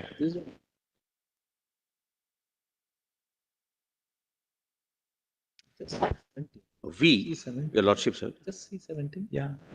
17. The following members of the 14th Maharashtra Legislative Assembly belonging to Shiv Sena, we are notified as the members of Maharashtra Legislative Assembly as members of so-and-so. We had unanimously elected Mr. Shinde on so-and-so as group leader. There was pre-poll alliance between Bharatiya Janata Party and Shiv Sena Party. There has been great dissatisfaction prevalent amongst the members of our party, that is Shiv Sena and our party cadre at large, on account of corruption in the government. Why this 3 years cohabitation and then an attempt for divorce, using that expression. Administration regarding police posting, corruption by the then Home Minister Sri so-and-so and sitting Minister Sri so-and-so, who is also in jail for involvement with underworld Don Dawood.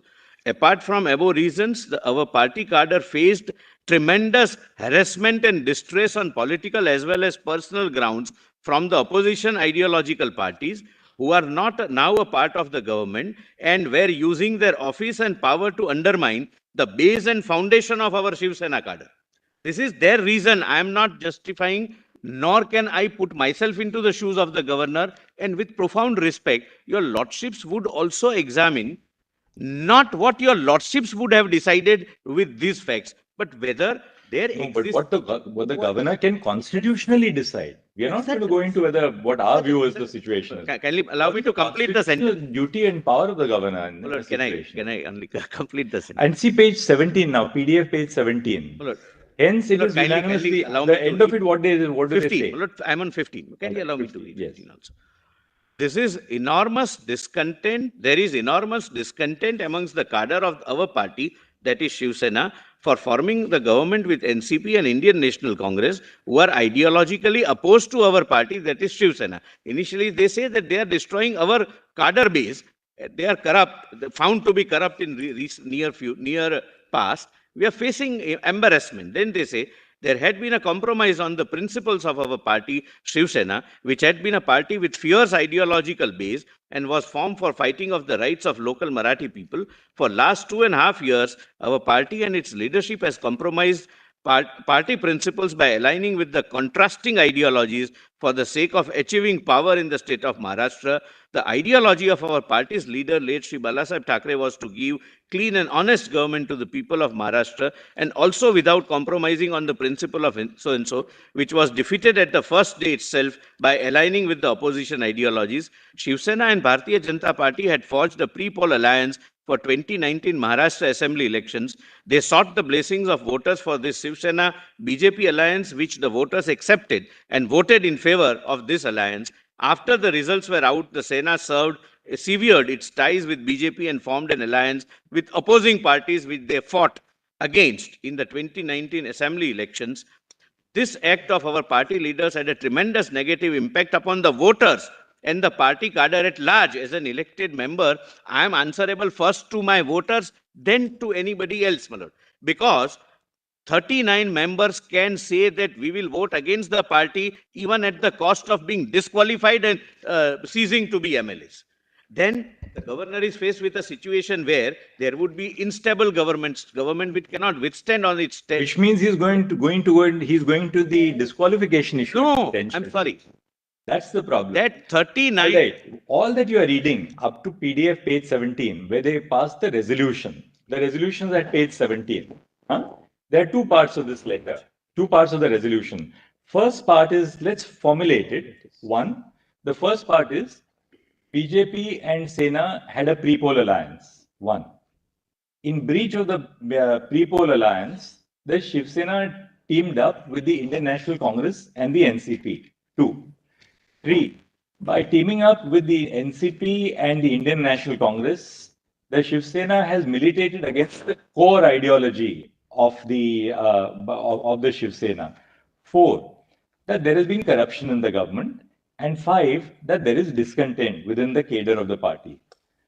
This by itself will not justify the governor in calling a trust vote. Never. That's what our judgments have repeatedly said. No, your lordships have said otherwise in Shivraj Singh Chauhan. The fact that the conduct of a government has gone against the core ideology of that party can never call for a trust vote. Now, what then is in that letter? What then comes in the resolution? Two things.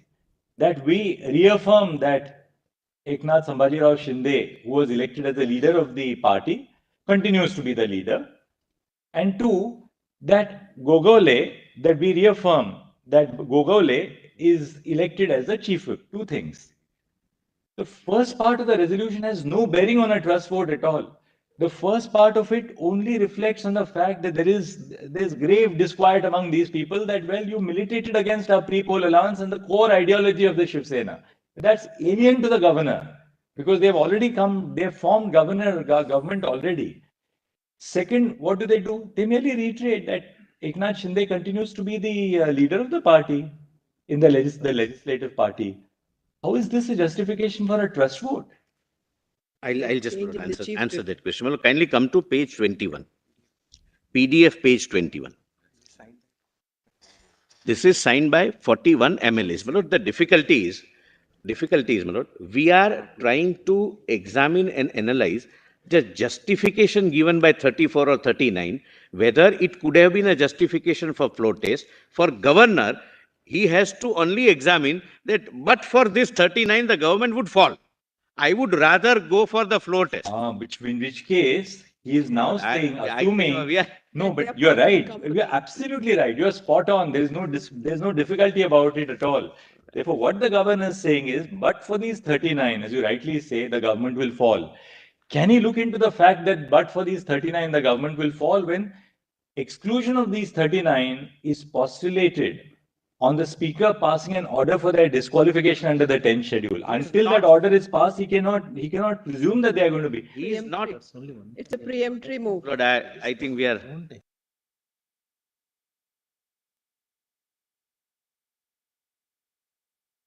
To say that we remain part of that. Correct. government. Exactly. That's We what are not sisters are parting saying. company. My lords are saying the same. My lords. They say that we continue to be in the Shiv Sena. Correct, my lord. But still, we don't They support the continue to government. be in the Shiv Sena.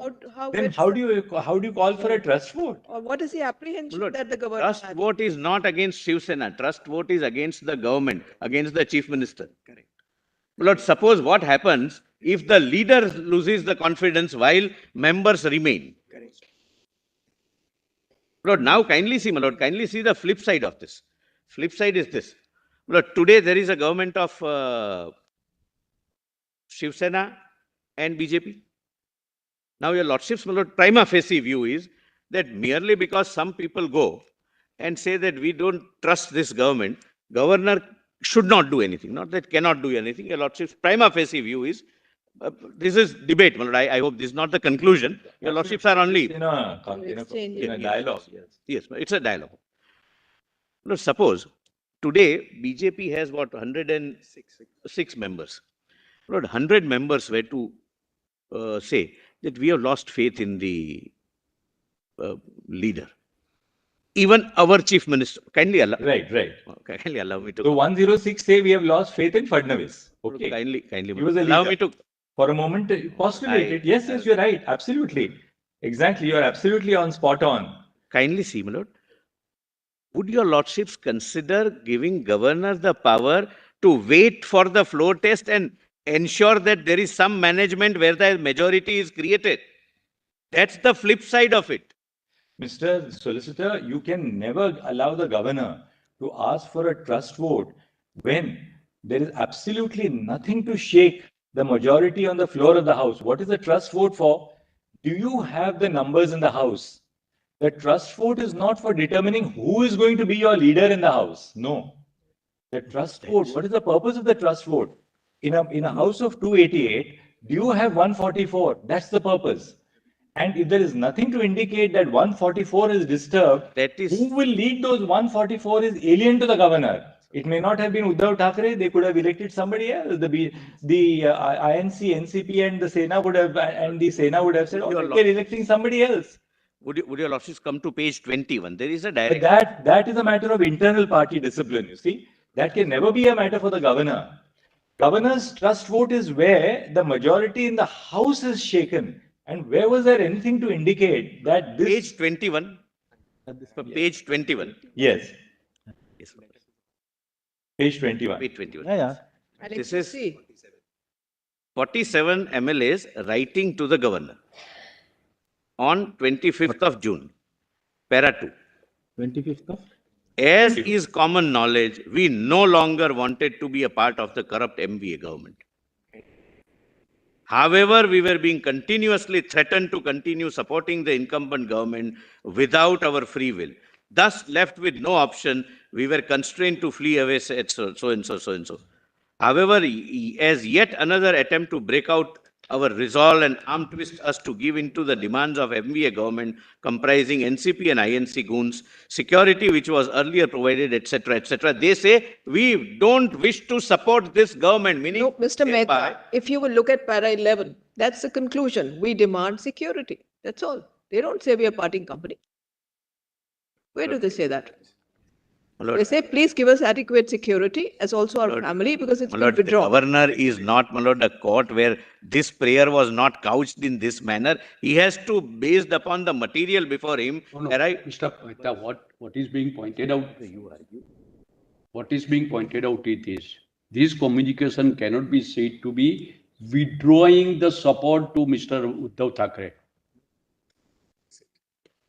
This is that what happened earlier, what happened What it says, it may say that give us protection, but they say we no longer want to be a part of this corrupt government. Meaning thereby 47 people are minus now And they from the don't say magical mark. what is being pointed out, then thereafter they don't say further that henceforth, correct, we are not supporting this. If it we are is a withdrawing petition, there is no and prayer. therefore the subjective satisfaction.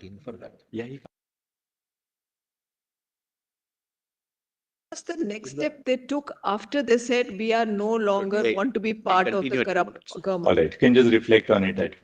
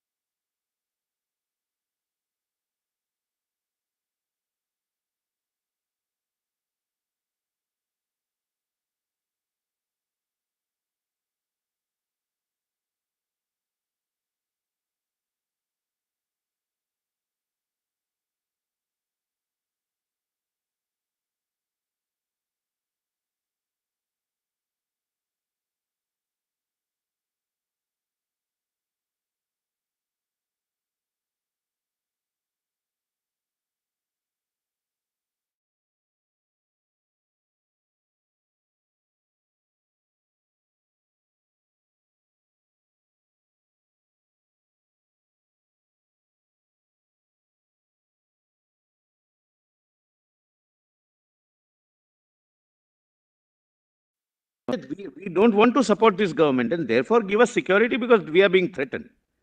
Second, Lord, what is the fact situation before the governor? And I'll read only one para from Bomai. One set of MLAs, namely 47, saying that we want to withdraw support from the government. One set of MLAs, my lord, or the leaders of the party saying that we will see when you come on the floor of the house. In my respectful submission, I'm posing a question to myself: would the governor not be justified in forming an opinion that the government has lost confidence? I'm not saying anything. I'm not preempting anything. As Mr. Sorabji narrated several possibilities, I'm only asking for the floor test. Maybe they might change their view. Maybe they might sacrifice themselves. Maybe they stand disqualified. Maybe they are persuaded. Maybe the leadership changes. There are several possibilities. The governor, my lord, in my respectful submission, my lord, will have no jurisdiction once he has a material. And what can be the material? Apropos her ladyship's question, my lord, page 393, para 393 of SR Bomai, my lords. It need not be a later also. My lord, suppose in a given set of circumstances, it's in public media, everywhere, which cannot be disputed. All channels are showing something. Lord, I'm posing a question to myself, Lord, can the governor not examine those facts also? But ultimately, he is not just, my lord, when a 174, 175 situation arise, he is not supposed to be a mute spectator. He will have to act. His action would be subject to judicial review. Within, my lord, the parameters which your lordships have fixed, my lord, for my lord's, my lord, future assistance. But please see, my lord, 393, which is at, my lord, volume, Judgment Compilation, volume 2, PDF 518. Well, that's Bomai judgment, my lord. Well, am I with your lordships, my lord? My lord Justice. And Lok Prahari and these 17 independent MLAs were backing the government up to then. Yes. Seven, my lord. Seven. Not seven. And my lord, one set of 393. In this connection, it would be appropriate to notice the unanimous report of the Committee of Governors appointed by the President of India. The 5 governors unanimously recommended that the test of confidence in the ministry should normally be left to a vote in the assembly, where the governor is satisfied by whatever process or means. Please kindly see, my lord. It need not be a prayer that please hold a floor test, etc., my lord. People are telling him that the government is not enjoying our support. They've lost the confidence.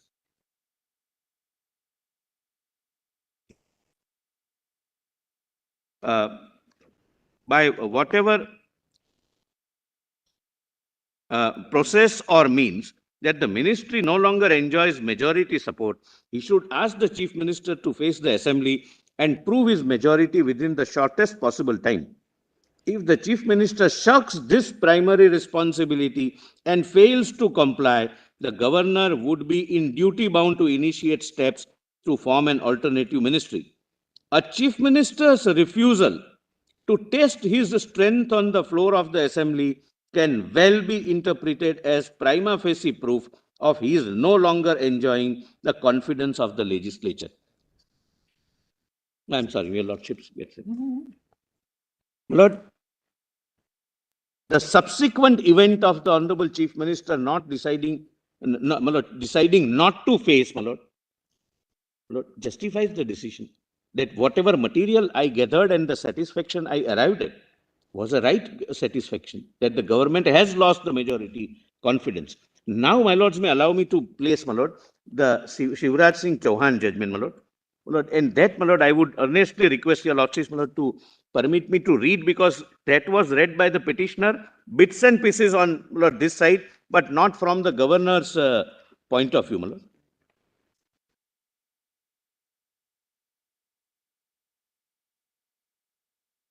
I'm sorry, my lord, page 395, my learned friend is right. My lord, para 395 also in Bomai, my lord.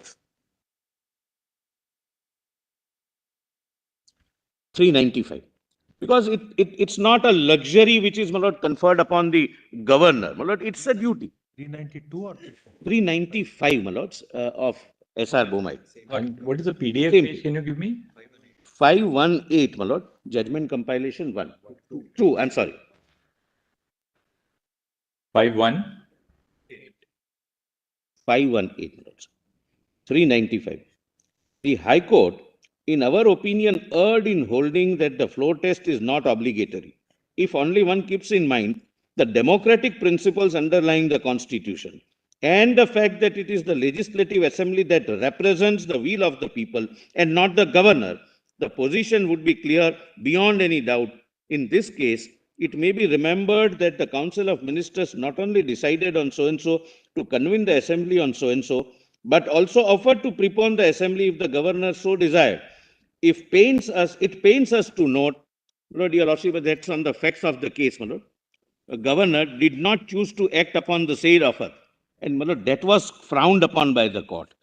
Indeed, it was his duty to summon the assembly and call upon the chief minister to establish that he enjoyed the confidence of the House.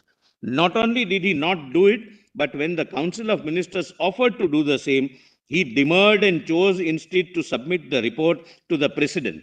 Lord, here I am being asked by the person who did not choose to face the vote of no confidence, that why did you call for the vote of confidence? Why did you call for the floor test? The converse situation and more drastic, my lord, in terms of the facts.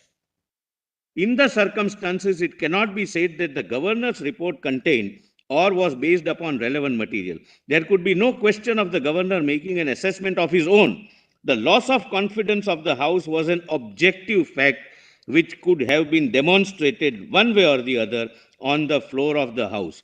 In our opinion, wherever a doubt arises whether the Council of Ministers has lost the confidence of the House, the only way of testing it is on the floor of the House, except in an extraordinary situation where, because of all pervasive violence, the governor comes to the conclusion and records the same in his report that for the reasons mentioned by him, a free vote is not possible in the House.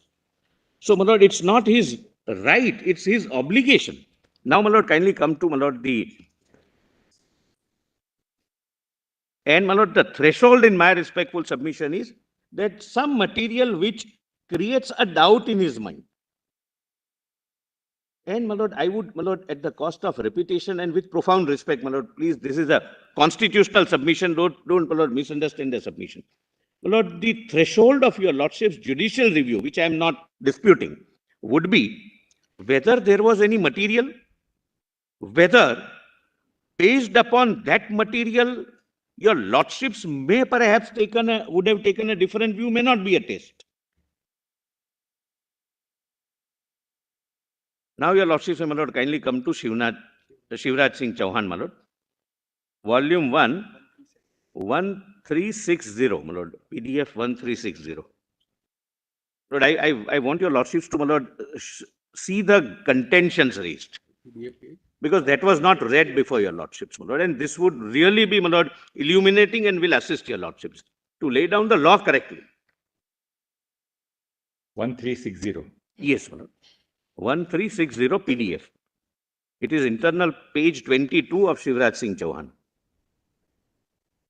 Lord, this is the arguments of Dr. Singhvi, which my lords were pleased to, my lord, record. 17.2. My lord, I have marked my copy so that I don't have to, my lord, read everything. And your lord, I leave, my lord, something which is not relevant. Your lordships can trust my discretion on that, my lord. 17.2. There is a fallacy in the assumption that the governor has any locus to direct the chief minister to conduct a floor test to establish a majority on the floor of the House. Next, this court ought not to enforce the direction for convening a floor test, as it will have the effect of short-circuiting, as it was described, the large discretion which is entrusted to the Speaker on the matters of resignation by members under Article 190. Then, my lord, 17.8. The precedent of this court in regard to convening of the trust vote have arisen in the context of fresh elections held to the legislature and not in the context of a running assembly.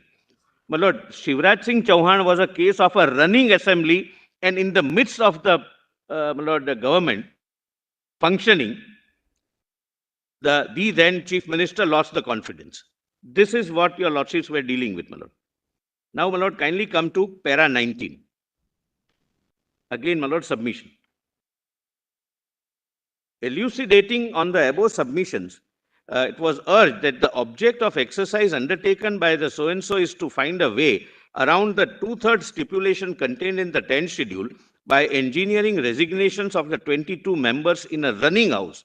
The submission is that if a trust vote were to be held before a decision has been taken by the Speaker on whether to accept the resignation of the members, this will pave the way for the 16 members whose resignations have not been accepted till date to abstain from voting. Their abstention, it has been urged, would alter the strength of the members present and voting, thus modifying the required majority in the House and impacting the outcome of the trust vote. Now, your lordships, my lord, kindly directly go to para 26, my learned senior Mr. Sibbal's submission. Lord, it would be at PDF page 1363. 1363. Mr. Sibbal contends that the observations of the Constitution bench in Nabam Rabia on the authority of governor to order a trust vote to be conducted on the floor of an ongoing legislative assembly are purely omitted. But Nabam Rabia was also an ongoing assembly, not first time government formation. The case before the Constitution bench in Nabam Rabia dealt with a situation where the governor had preponed the date for meeting of the legislature assembly to decide the question of speaker's removal. It was submitted that Nabam Rabia is not a precedent for the proposition that the governor is entitled to require a trust vote to be conducted on the floor of a legislative assembly, which has been duly constituted and is in session. Mr. Sibbal submitted that the consequences of upholding the power of governor would be to encourage both the demolition of an elected government and the democratic structures of the governance. Mr. Sibbal's submission, in Mr. Sibbal's submission, governor would have the power to summon the House where it is not in session. Since under Article 168, the governor is a part of the legislature, if the House is not in session, it is open to a governor to seek a special session where facts indicate that the existing government has lost its majority. But this is in support of what I did as a governor. That if it's not in session and my lord, something would turn, my lord, on his written another argument that no confidence motion was the only way and not the confidence vote by floor test. However, in a similar vein, Dr. Singhvi's submission, Mr. Sibbal urged that this course of action is not open to the governor when the House is in session, and in such an eventuality, the only remedy is to seek a motion of no confidence to test whether the incumbent government is possessed of the confidence of the House. With respect to exercise of the power of the governor by calling for a trust vote, it has been submitted by Mr. Sibbal that there must exist an objective satisfaction of the governor based on material in his possession. Absent a physical verification, it cannot be said that mere tendering of resignation by members led to valid exercise of power by the governor to call for a trust vote. Here, my lord, withdrawing support from the government. In the present case, the governor had no material to conclude that 16 members had submitted their resignations voluntarily. Legislative history in the country indicates that minority governments have survived, and unless it is shown that mere tendering of resignations actually caused the loss of confidence in the incumbent government, it is not open to the governor to conclude that actions of the 16 members would result in a loss of confidence. Here, they specifically say in writing that we want to withdraw support from the government. My lord, your lordships, my lord, kindly, my lord, then skip my submissions, my lord. I happen to appear for the governor there, my lord. Kindly, my lord, come to 1369, PDF 1369. Para 42. PDF page? 1369, my lord. 1369. The governor relied upon, my lord, this. Para 42, my lords have. My Lord Justice Narasimha. The letter sent by the governor to the chief minister indicate that the governor relied on the following circumstances in coming to the conclusion that a floor test was urgently required. The receipt of information by the governor that 22 members who had previously supported the incumbent government had submitted their resignations to the Speaker of the Assembly. The members who had tendered their resignations had communicated their decision through the print and electronic media. Copies of the letters of resignation had been submitted by the 22 members to the governor. The 22 members had asked the governor to provide security to facilitate their appearing before the speaker. Amongst the group of 22 members who had tendered resignations were 6 cabinet ministers whose resignations had been accepted by the speaker. Now, my lord, may kindly come to 43. It was on the basis of the above material and circumstances that the governor informed the chief minister of his having formed the opinion prima facie that the government had been reduced to a minority in the House, making it necessary to conduct a floor test immediately after the address of the governor at the budget session. Then, my lord, para 44, the action of the governor requiring a trust vote be carried out has essentially been assailed on 3 broad grounds of challenge. It has been submitted that governor had no power to order a trust vote in course of an ongoing legislative assembly or at any rate while the legislative assembly was in session. If the governor did possess such a power, then the exercise of the power by the governor in ordering a trust vote impinged upon the authority entrusted to the speaker under proviso to Article 190, Subarticle 3B. And 3, the governor had no objective basis or material to form the prima facie opinion that incumbent government had lost its majority in the Madhya Pradesh Legislative Assembly. Now, my lord, questions before the court, my lord, kindly come to PDF 1371, para 46.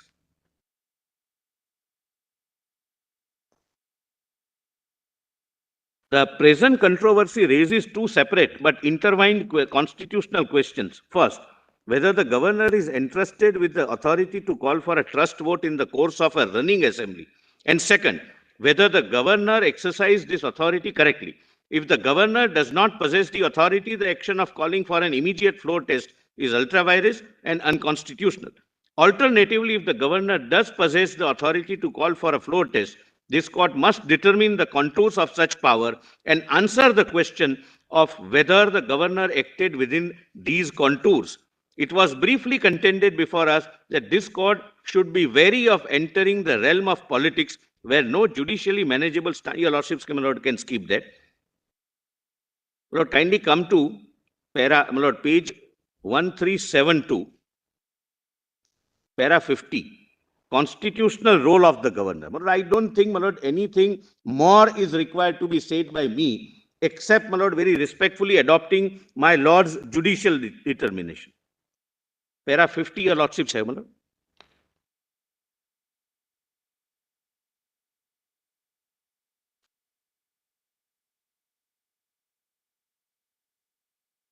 Can I read? Yes. Para 50.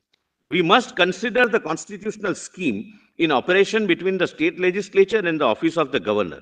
As a matter of constitutional principle, the state legislature comprised of the governor and the legislative assembly. The governor is not an elected member of the state legislature. The governor is appointed by the president and is the head of the executive branch in whom, under Article 154, the executive power of the state is vested. While holding office at the pleasure of the president, the governor as a constitutional authority, is not a member of either House of Parliament or the legislature of the state. Thereafter, my lords were pleased to trace the history, which, my lord, with my lord's permission, I may skip, my lord, at this stage. My lord, may not be necessary how the governor as a constitutional head came into being. My lord, please come to page 1375, para 757. The Constituent Assembly thus decided to vest the office of the governor with certain discretionary powers under the Constitution. In taking this decision, the Constituent Assembly was aware that there were certain associated risks in granting the governor discretionary powers, including in question of formation, disruption, and dissolution of democratically elected governments. However, the framers felt that this discretion was necessitated by unique historical factors that existed at the time of adopting the Constitution, and it was hoped that with the maturing of our polity, a level of constitutional statesmanship and trust would paper over the cracks of constitutional choices necessitated by more violent times. My lord, kindly come to, my lord, para 61 at PDF page 1377.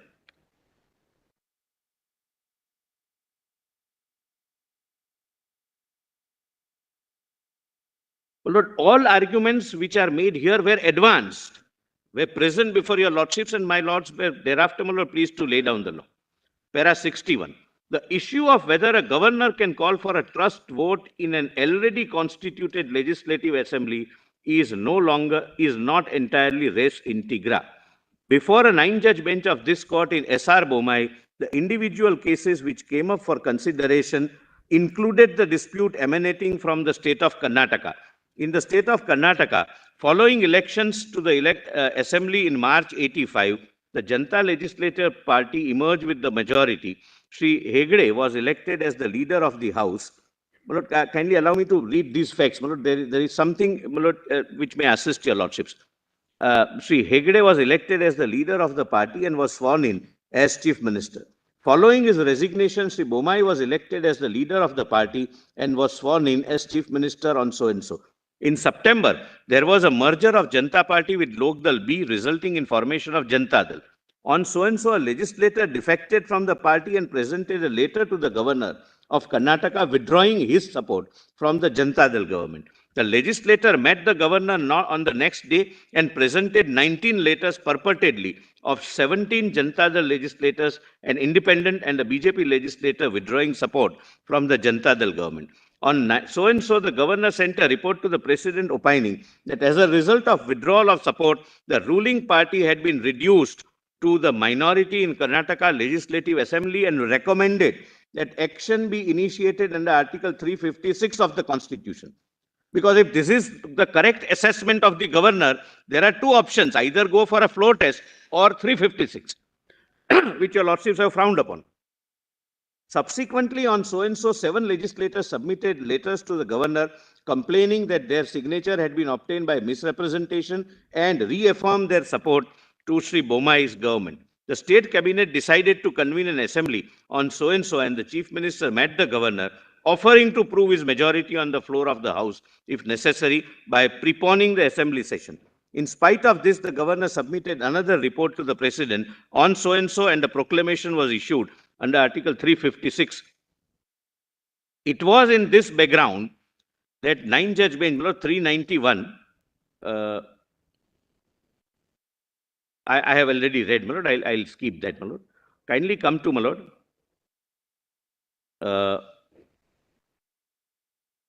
65, my lord, para 65 at 1380, where your lordships are now, my lord, analyzing Bomai's judgment in S.R. Bomai case. Your lordships have, my lord. In analyzing the observations made by the 9-judge bench in S.R. Bomai, it is pertinent to remember that the governor in that case did not call for a floor test. Rather, the governor of Karnataka sent a report to the president, based on which a proclamation was issued under Article 356. The observation in Bomai can be relied on in determining whether the governor possesses the power to call for a floor test. So this is what, my lord, I was respectfully urging. I can see both, my lord, but can't help it. Power to discerning the subsequent question of whether, when the exercise of such power is appropriate is a distant issue. On a perusal of the above observation in S.R. Bomai, it is evident that, your lordship's findings, whether or not the Council of Ministers has lost confidence of the House must be determined only on the floor of the House and not by the governor conducting an independent verification. Where the governor has reasons to believe, he is not supposed to pass a judgment. When he has a reason to believe that incumbent government does not possess the support of the majority in the Legislative Assembly, the correct course of action would be for the governor to call upon the Chief Minister to face the Assembly and to establish the majority of the incumbent government within the shortest possible time. An exception to the invariable rule of testing whether the government has the Assembly's confidence or on the floor of the House is envisaged only in extraordinary situations where, because of existence of all pervasive violence, a free vote is not possible in the House. Then 66. As a matter of constitutional law, it would not be correct to proceed on the basis that constitutional authority entrusted to the governor to require the Council of Ministers to prove their majority on the floor of the House can only be exercised at the very inception after general elections are held, and not when the governor has objective reasons to believe that the incumbent government does not command the confidence of the House. Therefore, I said he should not only command the confidence, but continue to command the confidence. That's, my lord, the requirement of democratic functioning.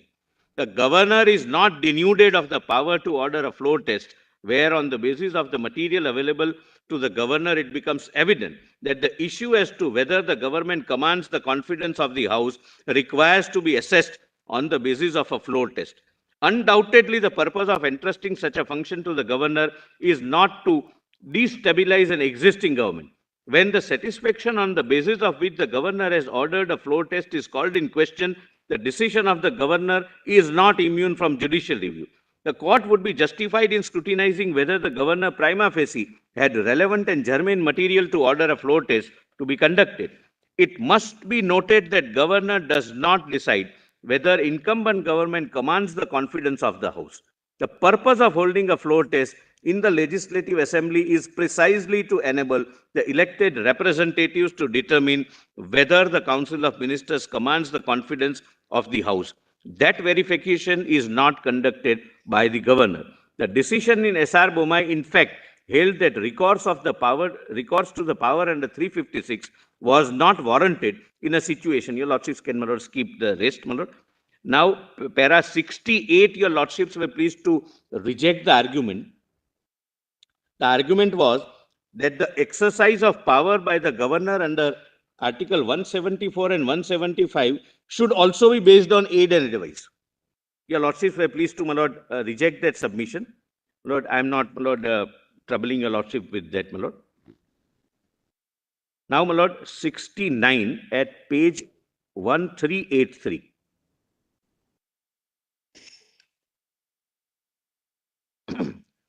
Lord, judgment after judgment, it is settled, my lord. Please allow me to place Nabam Rebia, my lord, only. Just the para 71 and 72 also. Yes, I'm coming to that. 70 also. 70, according to me, I'll read 70. We are unable to accept the submission of that the observations of the Constitution bench in Nabam Rebia are obiter. The observation in Nabam Rebia are consistent with the formulation of principle in the 9-judge bench decision in S.R. Bomai, as we have discussed earlier. Please note, my lord, the power under Article 174 of the Constitution to summon the House and to prorogue it is one which is exercised by the governor on the aid and advice of the Council of Ministers. But in a situation where the governor has reasons to believe that the Council of Ministers, headed by the Chief Minister, has lost the confidence of the House, constitutional propriety requires that the issue be resolved by calling for floor test. The governor, in calling for a floor test, cannot be construed to have acted beyond the bounds of constitutional authority. And, my lord, loss of confidence mean in a running assembly. Now, my lord, your lordship may, my lord, kindly 71.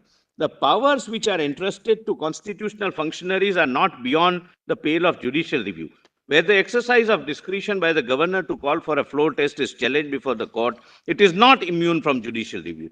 The court is entitled to determine whether, in calling for the floor test, the governor did so on the basis of objective material and reasons which were relevant and germane. These are the potent words used by your lordships. It should not be irrelevant material or something completely not germane to the issue. The exercise of such power is not intended to destabilize or displace a democratically elected government accountable to the Legislative Assembly and collectively responsible to it. The exercise of the power to call for a trust vote must be guided by the overarching consideration that the formation of satisfaction by the governor is not based on extraneous considerations.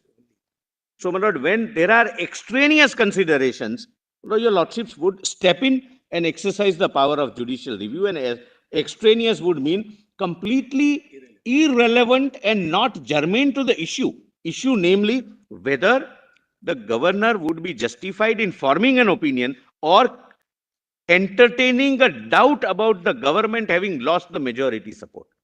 If the documents are not irrelevant or not germane, then, my lord, perhaps your lordships may not take a second guess on the basis as to what your lordships would have perhaps perceived the situation to be capable of. Lord, kindly, Lord, para 73.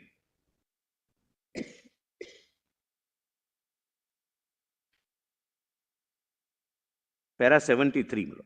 Yes. And I have something to say, my lord, on that no confidence, because that was not argued by any one of us, my lord. In a situation where the House has been summoned, following the aid and advice of the Council of Ministers, the position would be more nuanced in the sense that the remedy of a no confidence motion would be available to any segment of the legislature seeking to espouse the view that the government has ceased to command the confidence of the House. When the government calls for the session being called, in exercising the constitutional authority to demand a trust vote, the governor must do so with circumspection in a manner that ensures that authority of the House to determine the existence or loss of confidence in the government is not undermined. Absent exigent and compelling circumstances, there is no reason for the governor to prevent the ordinary legislative process of no confidence motion from running its due course. Lord 74. In discharging this crucial role, it is necessary that the governor bear in mind that the purpose underlying the entrustment of the authority to require a trust vote is not to displace duly elected governments, but to intervene with caution when the circumstances which are drawn to the attention of the governor indicate a loss of majority. Circumstances should be present before the governor. This power is granted to the governor to ensure that principle of collective responsibility is maintained at all times and must be exercised with caution. The circumstances on the basis of which the governor forms a prima facie opinion leading to a communication requiring a trust vote in the Legislative Assembly must be of an objective nature. The decision of the governor to do so is not immune from judicial review and must therefore withstand the ability of being scrutinized on the touchstone of circumstances. Again, my lordships are careful in saying being relevant, germane, and not extraneous.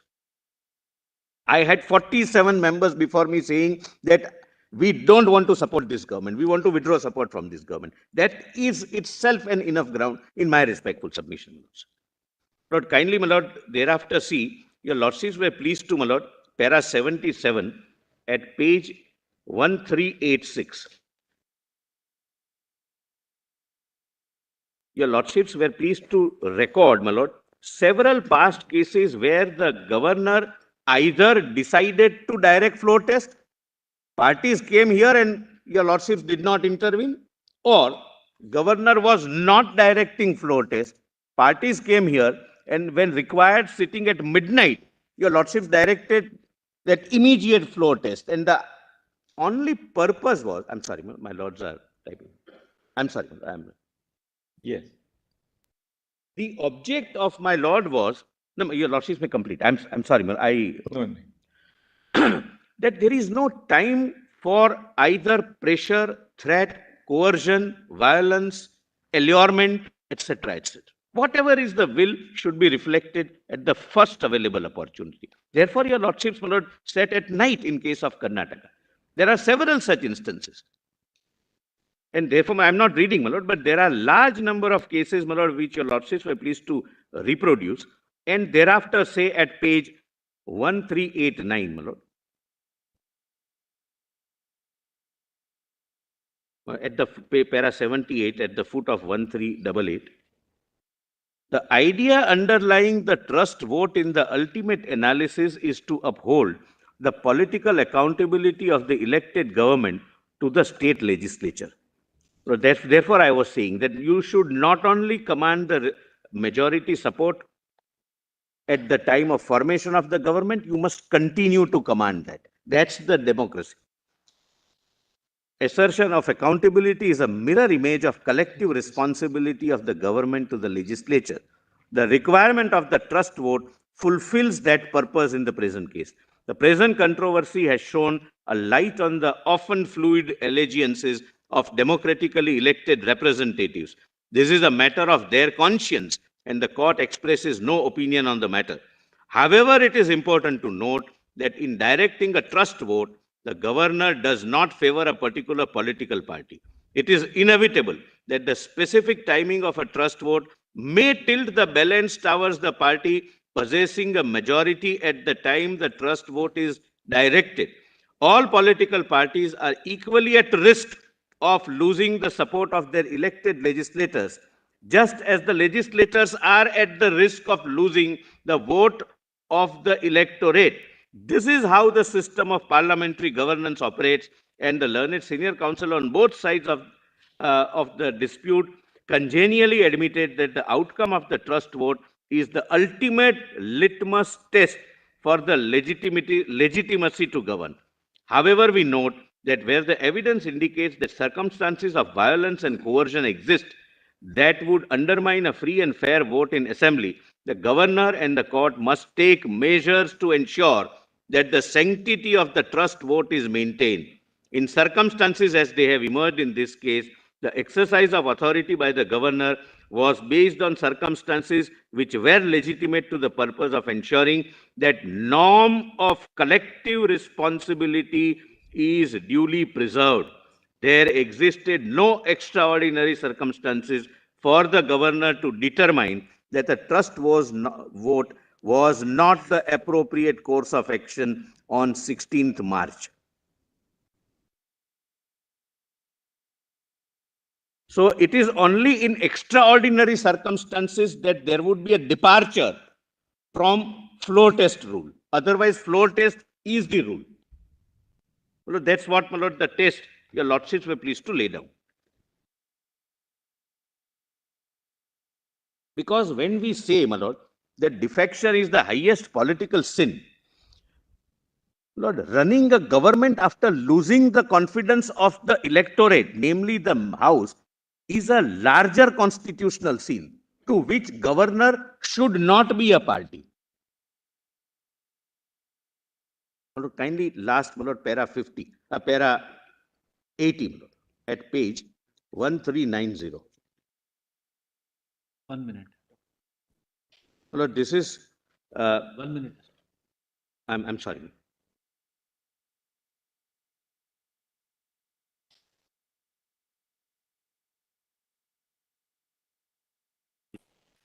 Para 79, my lord, the submission that short-circuiting the speaker's power, that governor by asking for the floor test has short-circuited, my lord, the speaker's power, and your lordships are, my lord,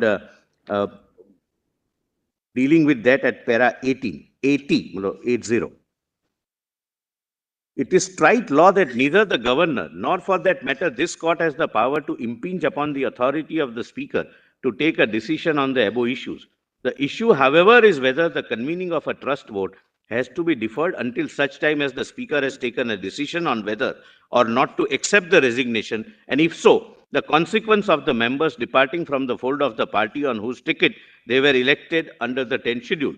Holding of a trust vote operates in a distinct field from the issue as to whether one or more individual members of the Legislative Assembly have embarked upon a voluntary act of resignation or have incurred the wrath of 10th schedule. Holding a trust vote is necessary to ascertain whether the Council of Ministers headed by the Chief Minister has the confidence of the House. The continuous existence of that confidence is crucial to the legitimacy and hence survival of the government. I could never have put it, my lord, like this. Continuous existence of that trust gives you the legitimacy in democracy. It is a matter which can brook no delay, since the authority of the government presided over by the Chief Minister depends on the Council of Ministers continuing to have the faith of the legislative body as a collective entity, particularly where the members resigned in an expression of lack of faith in the existing government. The convening of a floor test is the surest method of assessing the impact of resignations on the collective will of the House. The consequence of the acceptance of a resignation is to reduce the numerical strength of the House. Until the resignations are accepted, members who have resigned continue to be reflected in the strength of the House, having regard to the language which has been employed in Article 193(3)(b). Whether in a situation such as the present, an elected government is entitled to continue despite resignations of 22 of its members has a significant bearing on the issue of confidence. But if this is right, then the governor is right that if 47 people want to withdraw support, it is the most relevant fact to be considered while deciding the floor test. Nothing beyond that. Governor does nothing beyond that. Neither the governor nor, for that matter, the court can entrench upon the power of speaker, but the pendency of proceedings before the speaker cannot be a valid basis not to have the confidence of the House in the government determined by convening of a floor test. Added to it is a factual circumstance in the present case that the speaker accept. No, that's on the facts of the case.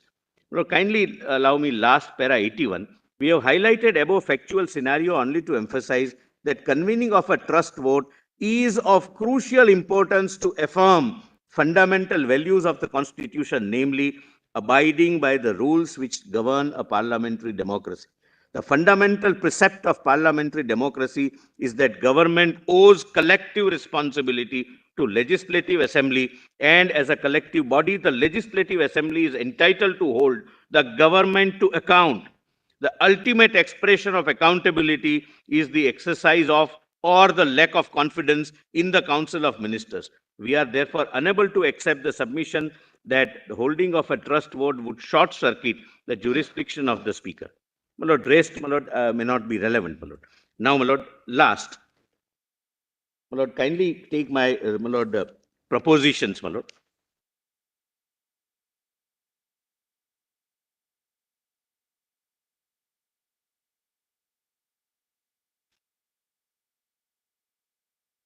My Lord, para 7, I'll just quickly go through, my Lord, there are only 2 pages, my Lord, left. Para 7, there is one more reason why governor cannot preempt the decision of the speaker at the stage of directing. Your Lordships may, my Lord, read them, my Lord. I am not reading it, my Lord, for the sake of convenience, my Lord. 8, the governor, if satisfied based upon the material available, your Lordships can skip that. My Lord, kindly come to 10. The governor in the instant case did not recognize the split as alleged. If the governor would have recognized the split in Shiv Sena as alleged, he would have directly called Sri Eknath Shinde to take oath. There was a split. The governor merely, based on objective material before him, none of which is disputed on facts, formed an opinion as to the doubt about as to whether Sri Thackeray enjoys majority in the House, and considering the threats and violence, he should be immediately called upon to face the floor test. Now, this is 11 is important. The argument was that floor test could not have been ordered because this side and other independents, etc., who withdrew support from the government, they should have gone for no confidence motion. And this is a new point, my Lord, which I would be urging for your Lordship's consideration, not argued, my Lord, so far. First of all, my Lord, whether it is a floor test, which is a motion of confidence, or a no confidence motion, my Lord, which is negatively worded, the result is the same. And therefore, there can never be a ground to invoke your Lordship's equity jurisdiction in a 226. Floor test also, the numbers will be counted and people would decide whether I have the majority. In no confidence, numbers will be counted and members would decide whether I have the majority. But there is something more than that. Lord, please come to PDF page 40 of Convenience Compilation 3C. Lord, the provision in the Maharashtra Legislative Assembly rules regarding no confidence motion. Lord, your Lordships are confronted with a situation where the governor is receiving representations that we have withdrawn support, we want to withdraw support, etc., etc. I am not repeating. There is a threat of violence. There is, in fact, violence. Attacks are taking place at the houses. And now, my Lord, the submission is that you should have allowed the no confidence route rather than directing a floor test. Please see, my Lord, now page 40 of, my Lord's Convenience Compilation 3. 3 See, CC3, my lord, convenience compilation 3, my lord, that is part of rules of Maharashtra Legislative Assembly rules. Your lordships have said, my lord, please bear in mind that such floor test cannot brook any delay. And why is this reliance on no confidence motion? Maybe they wanted more time, which the governor prevented them from doing. Para 90, rule 95. Your lordships have that, rule 95? Yes. Well, two things I'll say at the outset, and I'll read this. Three. First, See, okay. 3C. First, any member can move a no confidence motion only when House is in session, not otherwise. House was not in session. Number two, it depends upon the discretion of the speaker whether to allow the motion to be placed or tabled or not. It's not a right. So again, I'll be dependent upon the discretion to be used by the speaker if I'm the elected representative. This is what, my lord, therefore, governor says that no, you hold a session. Kindly see, my lord, rule 95. A member who desires to move, your lordships have them. The member who desires to move for leave to make a motion expressing want of confidence in the Council of Ministers or a motion disapproving the policy of the Council of Ministers in a particular respect shall give written notice of such motion. If the motion is admitted by the speaker, leave to make the motion may be asked for. So first, he can sit for 1 week to decide whether to permit this or not. But if he admits, then the members will seek leave to make the motion for on such day not later than 2 days after it is admitted. If the assembly is in session, as the speaker may appoint, after questions and before the list of business for the day is entered upon. So when the assembly is in session, this can be done with the speaker. There is no time limit fixed. He can decide to admit it after a week. And thereafter, if the assembly is in session, the members can say 2 days. Now, my lord, further, provided that, your lordship said, my lord, the next page, provided that if the notice of such motion is received when the assembly is not in session, the leave to make the motion may be asked for on a day not later than 2 days after commencement of the session, as the speaker may appoint. So the next session may be after 15 days, after 1 month, after 5 months. We do not know. Your lordships are deciding this constitutional principle that whether the governor was right in directing summoning of the House for floor test, and they are saying that no confidence motion was the route, meaning thereby this threat, allurement, violence, etc., continues, and the governor's satisfaction that prima facie the government has lost confidence would continue without any legitimacy. My lord, borrowing your lordship's very, very, my lord, pertinent expression. After the member has asked for leave of the assembly to make the motion, the speaker shall read the motion to the assembly and request those members who are in favor. That's the procedure, my lord, how the motion would be passed or failed. So, my lord, this is no remedy in fact situation like this. Because the taste, my lord, right from the state of Rajasthan till Shivraj Singh Chauhan is, it cannot brook any delay. Lord, last 3 points. Lord, last page of my proposition, my lord. My lord, 12 I have already covered. 13. My lord, decision of the governor to direct floor test is not to be based on aid and advice. My lord, para 28 of my detailed submissions, I have already covered that. My lord, I have that's what your lordships have held in Shivraj Singh Chauhan. After the decision of Shri Uddhav Thackeray not to face the floor test by tendering resignation, the only option for the governor was to call Eknath Shinde, who could prima facie satisfy the governor that he can form a stable government.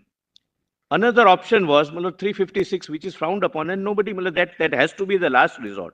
And how, my lord, that happened, my lord, please come to, my lord, as a last submission, my lord, written the documents which I have placed. My lord, the governor received 2 letters that now Eknath Shinde has the majority. And, my lord, another very risky argument which Mr. Sibal made. that why did the governor call Eknath Shinde to form the governor? And why not the president of the party was consulted? My lord, the governor knows only the elected leader of the house. He is not concerned with political parties. There are political parties where leader of the house is in fact the leader and president is not controlling him from somewhere else. Governor has to contact the elected leader of the legislative party. When he is shown, my lord, I'll show, my lord, those documents. There are 2 letters, my lord, I'll show that document. Because, my lord, every party has a different structure. Kindly see, my lord, the mischief in this argument. I'm saying argument, not mischief in making of the submission. My lord, mischief. I'm sorry, my lord. I thought, my lord, They're relieved with your clarification. No. It was not correctly worded, my lord.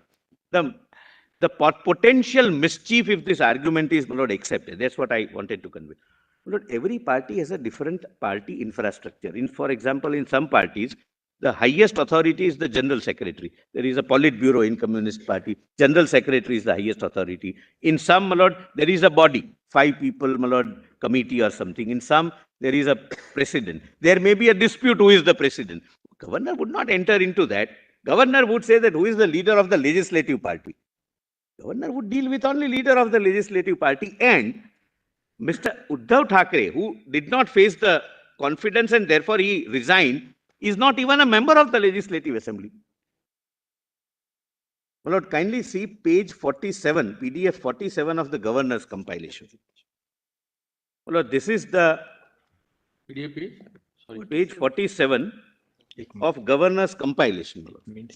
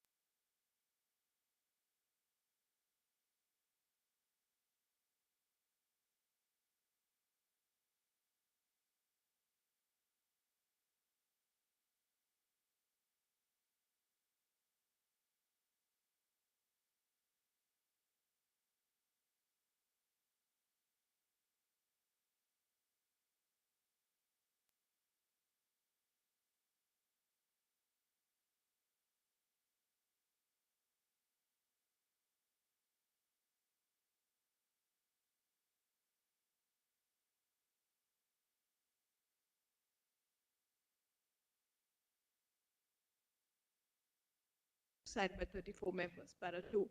Para 3, letter of 21/6/22 addressed by Mr. Shinde to the Deputy Speaker. And lastly, the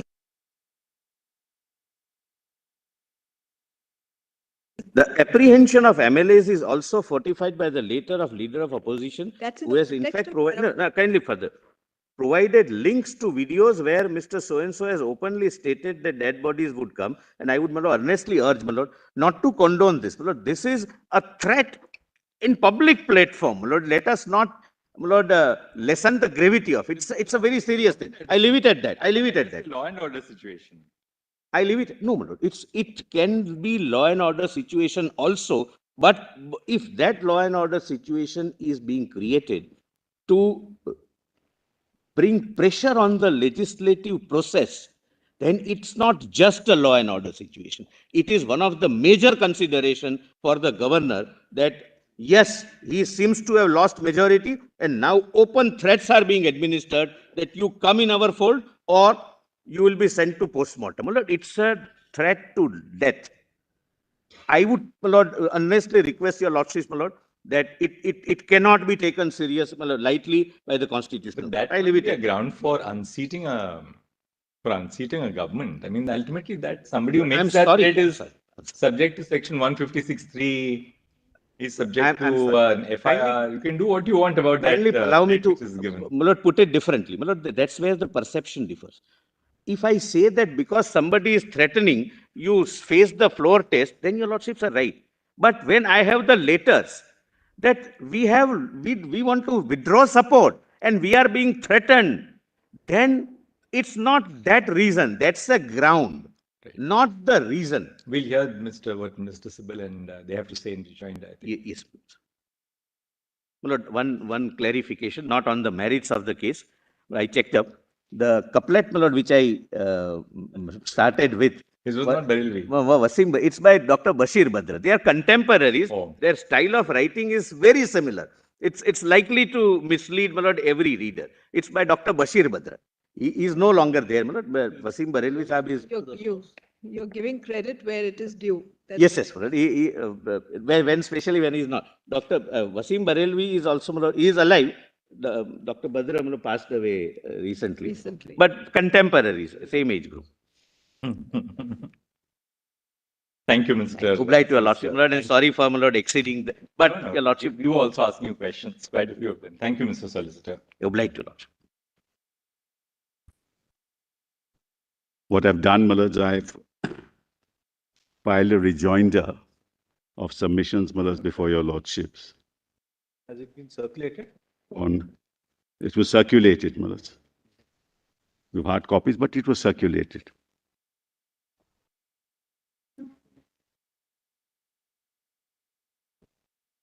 Upload हुआ है? Where? Upload नहीं हुआ. But please airdrop it. अभी कर देना. It's not here. It's been circulated. It has been circulated. It's been circulated, your lordships, my lords, At 9:50. in the morning itself. Quarter Yeah. past 9. Yes, my lord. That's why it's not here. That's correct. Other side, the rejoinder submissions given are lengthier than my reply. On the light, you need not respond to that. It was a fun. I have to respond to more weighty things than For 9? the pages of my rejoinder. Millards, your lordships may just, at the moment, Millards, not deal with this document. It will come to you. Let me just broadly tell your lordships, Millards, what we have to meet and what the issues are. Millards, I think that we seem to have been, we are somewhat innocent of the manner in which people are represented in the House and who a legislator owes his duty to. Well, as your lordship knows that under the 1950 Representation of People's Act, Millards, you have a delimitation commission. And in each state, a delimitation takes place and the territorial constituencies, Millards, are carved out. So the elections takes place with respect to those territorial constituencies in each state, and the number is already, Millards, fixed.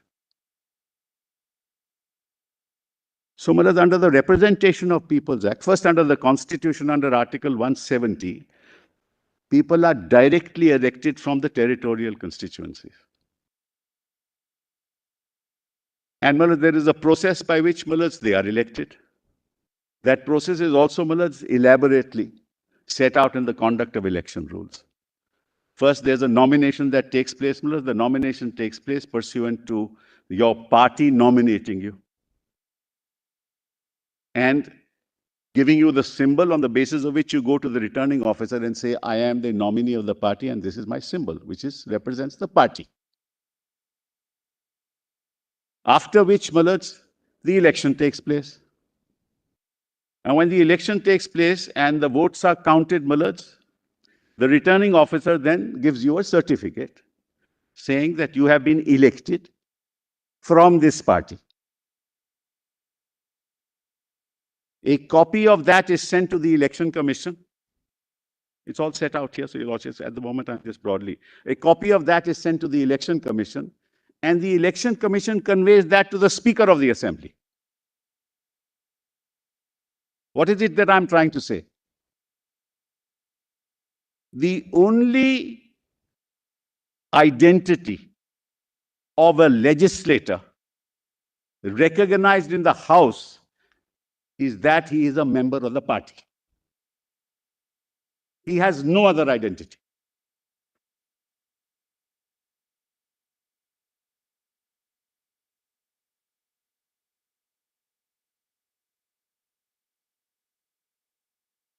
Two members, 3 members, 20 members, 34 members can't have an identity outside of that. That's the basic constitutional concept question. Give your lordships an example, let's forget about 34. A small party in Goa has 5 members. 2 of them go to the speaker, to the governor, and say, you know, I'm not going to support this government. And those 2 brothers actually tilt the balance and the government can fall. So the governor will call a floor test. Sorry? Will the governor call a floor test? Forget majority, even the minority cannot topple the government, if this is the procedure in law that we have to follow.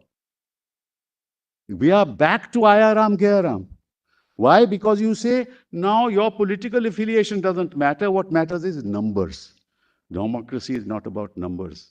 It is numbers within a constitutional framework. What the legislators, the speaker, the governor recognizes are political parties. And you are a member of a political party, nothing less, nothing more. You have no other identity. And I tell your lordships why I'm saying this. How are governments formed? Sarkaria Commission, remember, Maharaj? Largest single party who has a majority on the floor of the House, the governor will call him to form the government, the leader to form the government. If that's not possible, comes the second, and that's political party now. Second, pre-poll alliance of what? Of political parties. That's the second, if they form the majority. 3, post-poll coalition. What is the first? Single largest Yes. political party.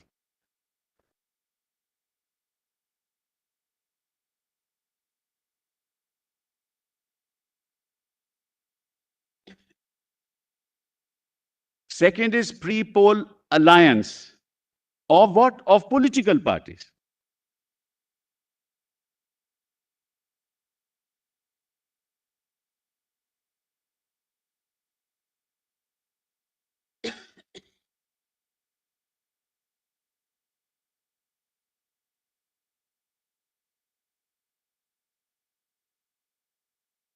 Could be 1, it could be 2, it could be 3. Which is the third one? Third is post-poll coalition, which is what the Uddhav government was. Post-poll coalition of political parties.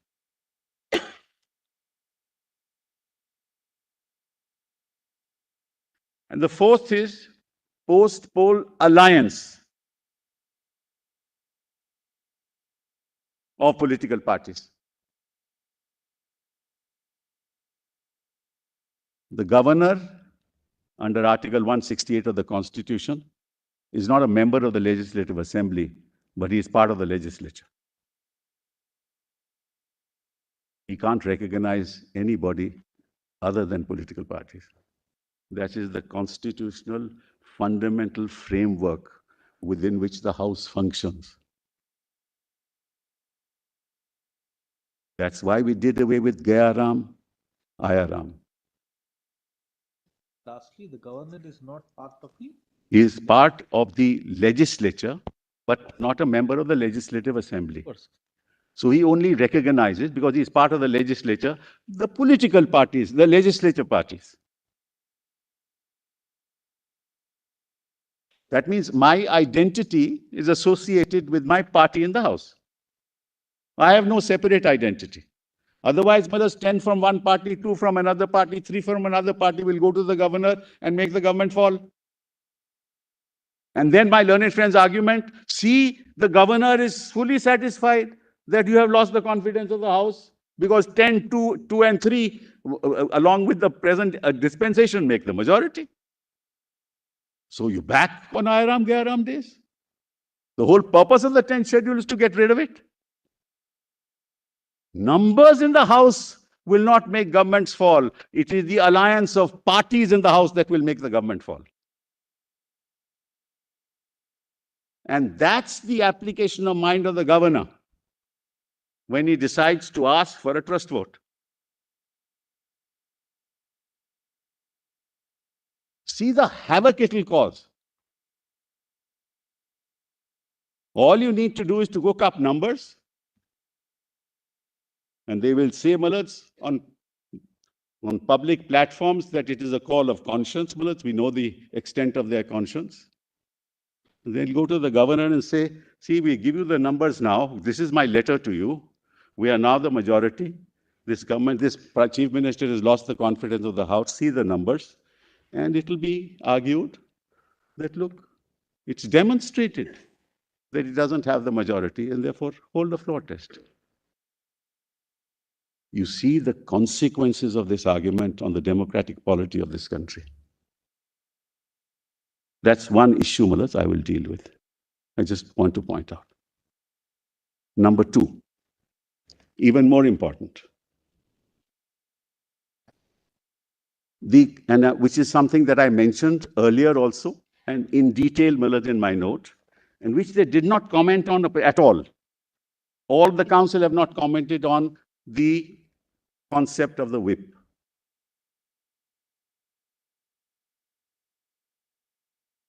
In fact, I was really surprised when my learned colleague, Malats, Mr. Kaul, gave to your lordships a letter of Mr. Sanjay Raut. Your lordships will remember that. Saying, no, actually, it is the legislative, it is the leader of the house who appoints. It is the leader of the house who appoints the whip. Well, let's just kindly have a look at that letter. It is the last page of the submission, Malats, that was. I just handed it to your lordship. 6th July 22. Yeah, just see, it was a very interesting letter.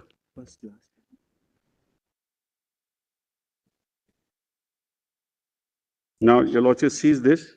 This is to the Speaker of the Lok Sabha. Lordship sees that. And 13th June 2019, which was handed over. Yes. No, This is Baba Sahib appointing him July. as a That's correct. That is Rajya Sabha. Kindly, no, this is 1 second. This is by Eknath. He is the. No, this is by Bala Sahib Lok Sabha. appointing Rao. Yes, now see what is the last page at page 44. Sanjay Raut writes to Malats, the Speaker of the Lok Sabha. That's what he pointed out. Have that document? yes, yes. Says, respected sir, it is to inform you that Shiv Sena Parliamentary Party has nominated Rajan Vikhare, MP, as Chief Whip in Lok Sabha in place of Bhavana Gawali with immediate effect.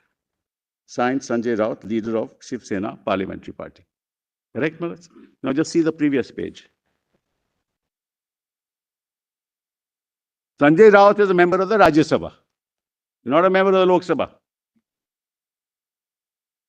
He is appointing the leader in the Lok Sabha.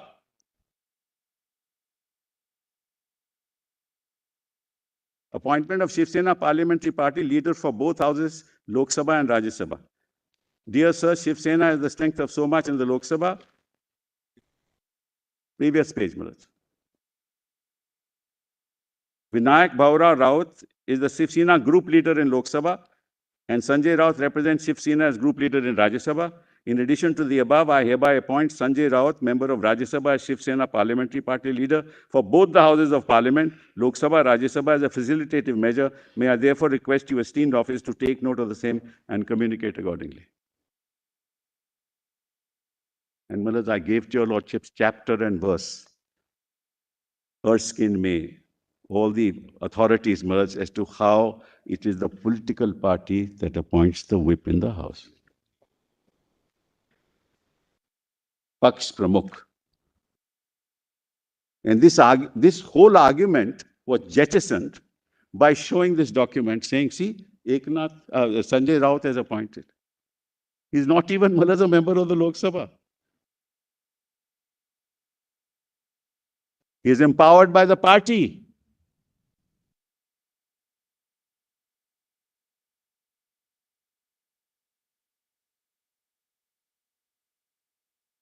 So this whole argument that I sat in Assam, appointed Gogavale as the whip.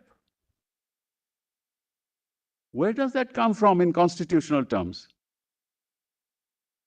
34 of you sitting in Assam in the lap of the BJP will appoint Gogavale as the whip and then come to court and say, look, we've already removed you.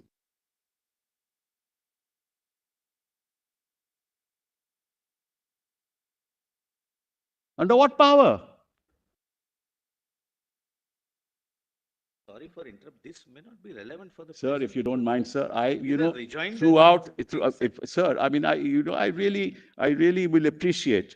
You people have, my colleagues have answered for 5 days. I have not uttered a word throughout. So please allow me to at least argue in my own way. Saturday, Sunday. But Lord, appointment of whip in Rajya Sabha, Lok Sabha, it would never be over. We curtailed our arguments.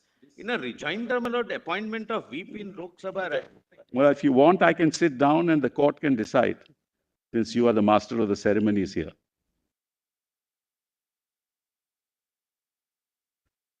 So, Malaj, because that was an argument made, Malaj, because that justifies, what they say, that justifies the fact that Gogavale is the whip and he issued directions and he has to be obeyed. Malaj, till the 4th, who was the political party recognized in the assembly? Shiv Sena.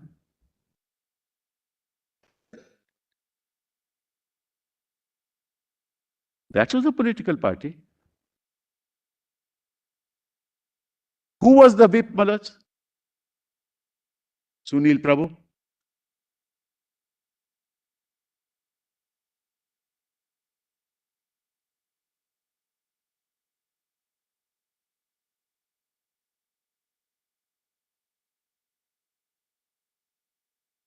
So the second submission that I wish to make to your lordships is... First and second are more or less both men. Basically saying that whips are actually appointed only by the political party. That's right. It's a simple point. That's simple, very simple points. Appointed, so Malaj, the whip has to be obeyed.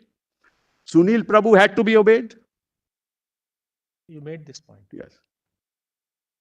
On 3rd, Sunil Prabhu issued a whip that you cannot vote for the BJP candidate as speaker. Whip was disobeyed.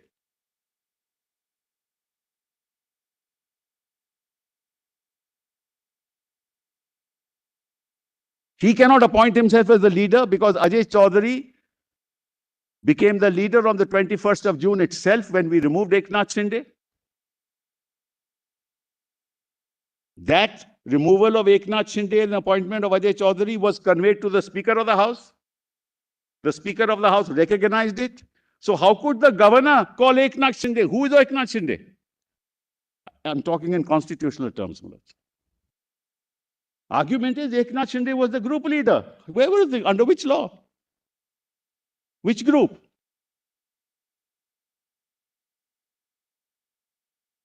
You can't arrogate yourself the powers of the party. Sitting in Assam, being entertained by another party, publicly saying that another party is fully supporting me, and changing the constitution of the House as if you are the political party.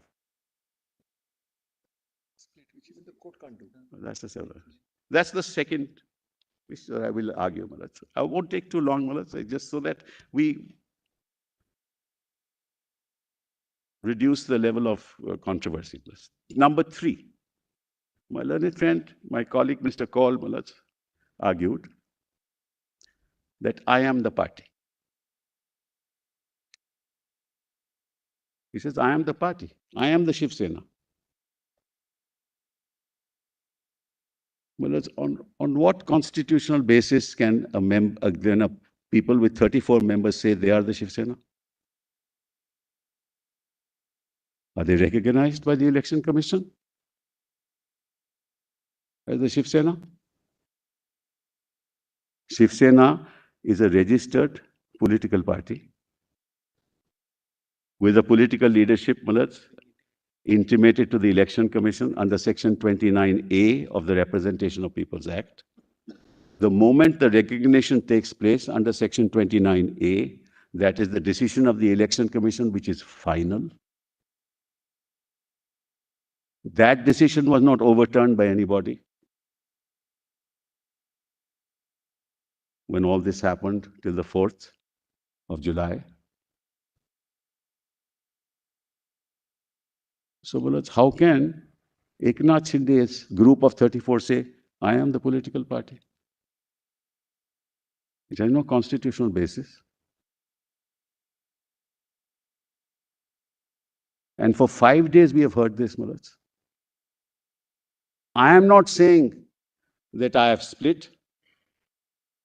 I am not saying that I am the faction. I am saying I am Shiv Sena. So if I say I am Shiv Sena, I am Shiv Sena in constitutional terms. Cannot be. Next point, Mullahs, which is even more important. Mullahs, your lordships will remember that under paragraph 3 of the 10th schedule, which was deleted later by the 91st constitutional amendment, the expression is that if there is a faction in the legislative party arising out of a split in the political party, and that faction represents 1/3 of the legislative party, then that will be a valid defense against a disqualification petition. What it is. So what is the expression used there? I am a faction of the legislative party, resulting from a split in the political party. Right, Manoj? Now, he says that we 34 are the political party. That's his case. He says, I'm not a faction. There's no split. But Manoj, when he goes to the Election Commission, what does paragraph 15 say? That if there are two factions of a political party who claim to be that political party, it doesn't use the word split. Then the commission will decide which is that political party. So before you, they say, I am the political party. And before the Election Commission, they say, I am a faction. Because if he is the political party, he need not go to the Election Commission. Why is he going to the Election Commission?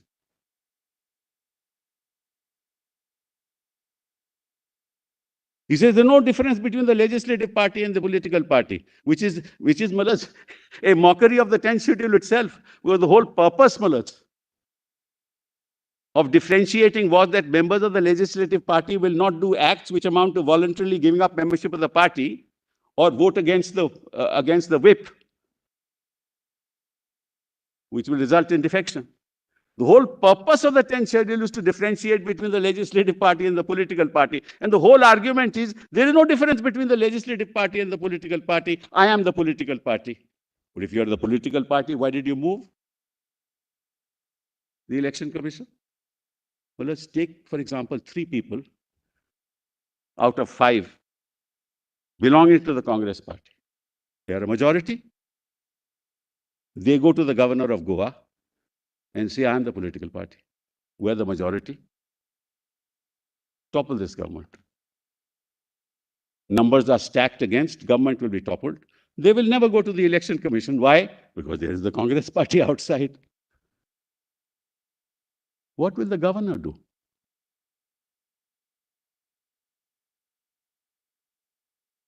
Governor, you think, Mullah, on their logic, governor will have to call a trust vote, because the best way, Bomai says, the best way is to find out from a trust vote. Whereas all judgments of law are contextual.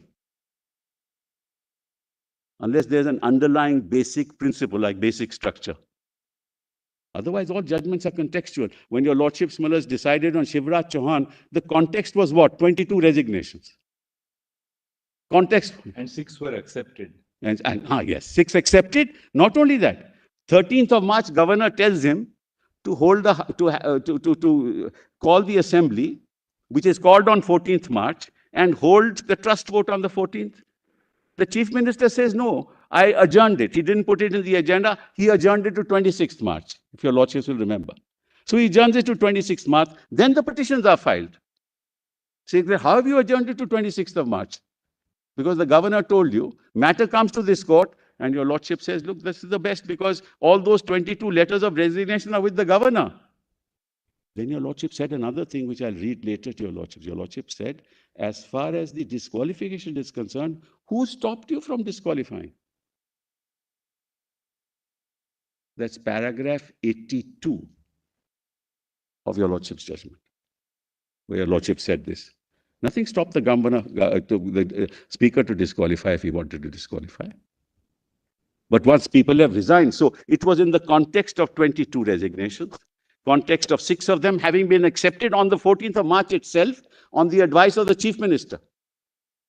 Speaker accepts them. And your lordships ask the question, what's the difference between those 6 and the other 16?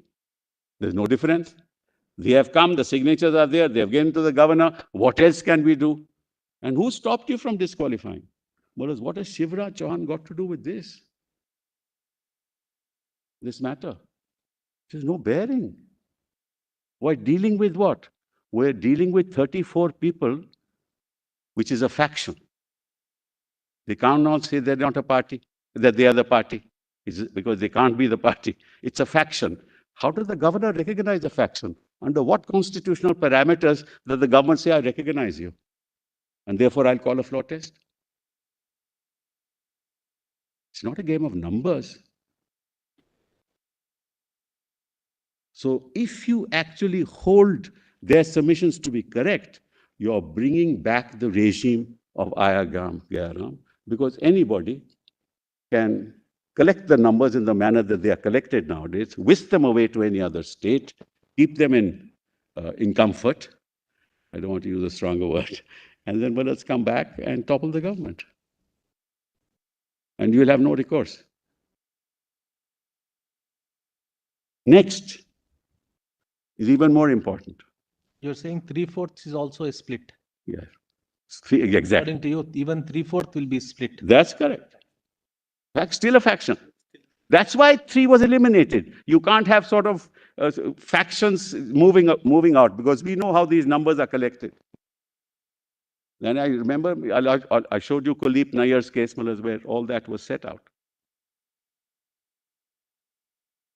More important, whereas they have only on the today in court argued that they are the party.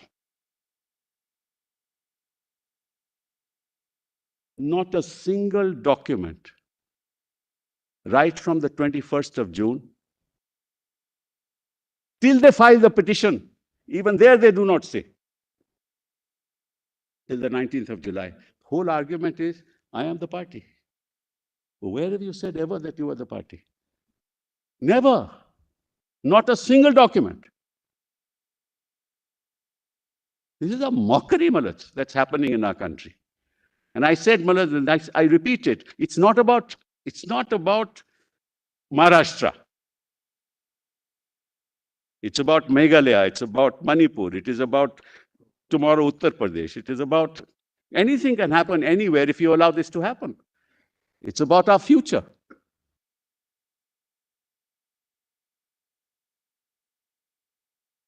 So, Malaj, they never say that they are the party.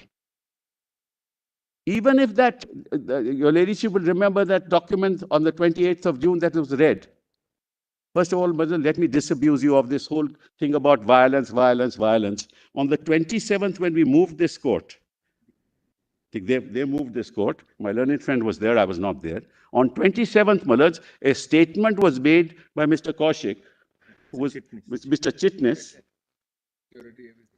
Yes, saying that Mr. Chitnis, learned counsel for the state of Maharashtra, states that adequate steps have already been taken, and the state government has further ensured that no harm is caused to the lives, liberty, and property of the 39 MLAs and their families. This on the 27th, and the governor is arguing, Malaj, on the 28th there was a danger, there will be dead bodies, it will be post-mortem. When on 27th a statement has been made by Mr. Chitnis, who represents the Maharashtra government, under the supervision of the Supreme Court, can anybody, Malaj, say that, look, dead bodies will be sent for post-mortem? This is the 27th June order. And that was repeated again and again and again. Malas, if I were to go to the newspaper reports and what they have said in Assam, Malas, that your lordships are not going to enter into that.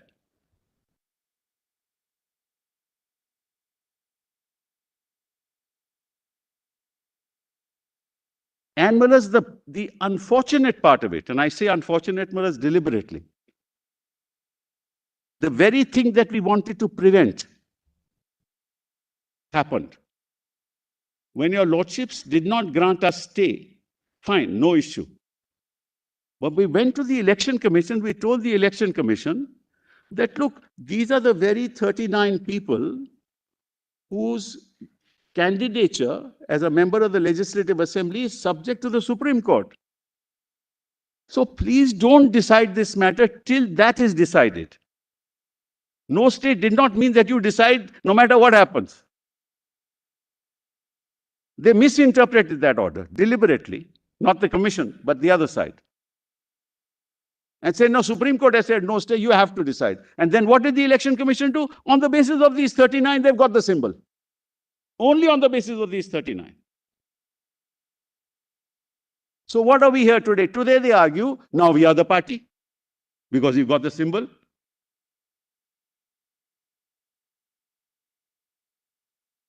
So on 27th of June, we are put in difficulty. 29th of June, we are put in difficulty. And then in September, when your lordships passed this order, they misinterpreted. 27th September.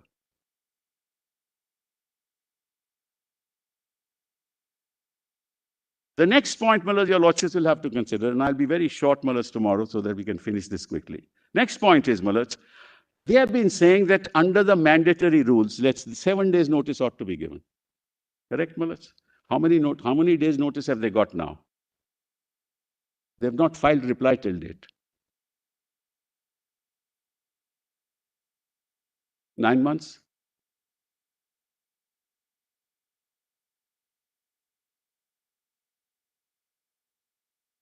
And Malas, I asked myself this question. When this court said, don't file your reply till the 12th of July, was it 7 days?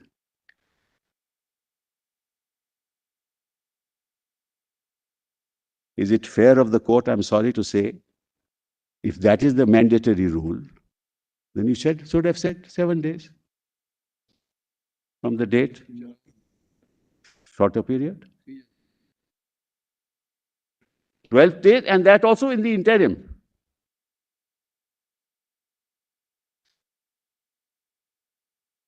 And 9 months have passed. And then Mira's argument is this is a fait accompli. See the arithmetic. Even if the 16 had been disqualified, you would still be in minority.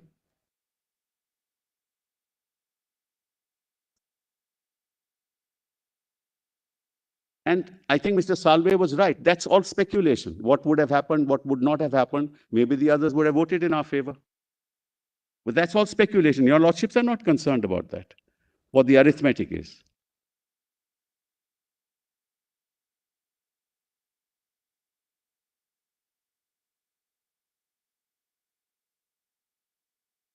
And see the injustice caused to us, Malas, in this process.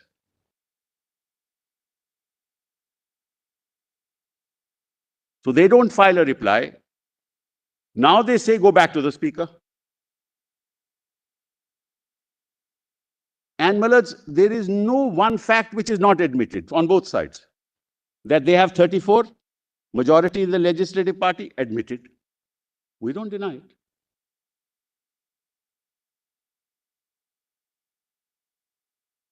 That they were sitting in Assam, they admit. That they sent that resolution throwing out Sunil Prabhu, they admit. That they appointed Gogavale, they admit. And whereas what's interesting is in that resolution that they sent where your lordship said the only 2 prayers that are made are that Gogavale is appointed. But see the language as far as Eknath Shinde is concerned. He continues to be the leader. The word continue. But how did they realize that the word continue has to be used? Because we had removed him on 21st. And on 22nd, they dated the letter 21st. and sent it to the speaker, received by the speaker on the 22nd at 11:30 a.m. So they knew that Eknath Shinde had been removed. Otherwise, they would have said that Eknath Shinde is the leader. But they said, no, Eknath Shinde continues to be the leader. And they backdated that document. So, Malad, that's not disputed. That we called a meeting on the 21st, 22nd, not disputed. We told them if you don't attend, consequences will follow, not disputed. On 24th, we had a council meeting, not disputed. They said, but nobody called the council meeting, we'll hold a parallel meeting of our own, not disputed. What is disputed? That on the 28th, the governor received these documents which have been placed before your lordships, not disputed. That he called for a floor test, not disputed. That he resigned, the chief minister, then chief minister resigned, not disputed. That he went to the governor along with Mr. Fadnavis, not disputed. That he was sworn in, not disputed. That there was a trust vote and we issued a whip, not disputed. That they voted against the whip, not disputed. What is disputed?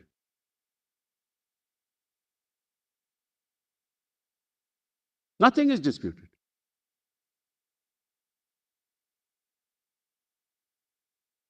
From the beginning to the end, Mullahs, the whole process is clearly political. Clearly political.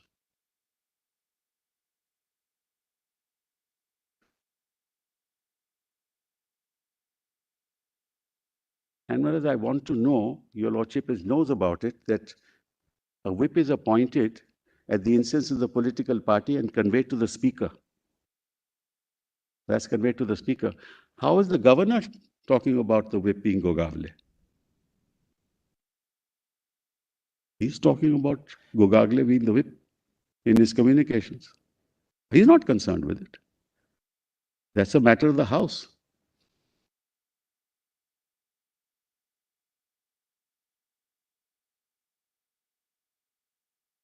Governor spoke of not Gogagle. Gogagle being the whip. spoke of leader of the house, right? That also. How is he? He was the whip, I think also leader of the House. leader of the house, Shinde. Yes. Not how is he concerned with it?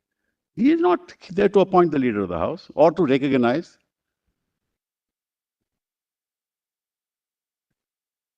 Yes.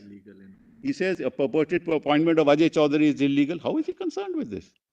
See all this, the letter that he is sending to the Thackeray. Governor's letter. Yes. Governor is saying all this.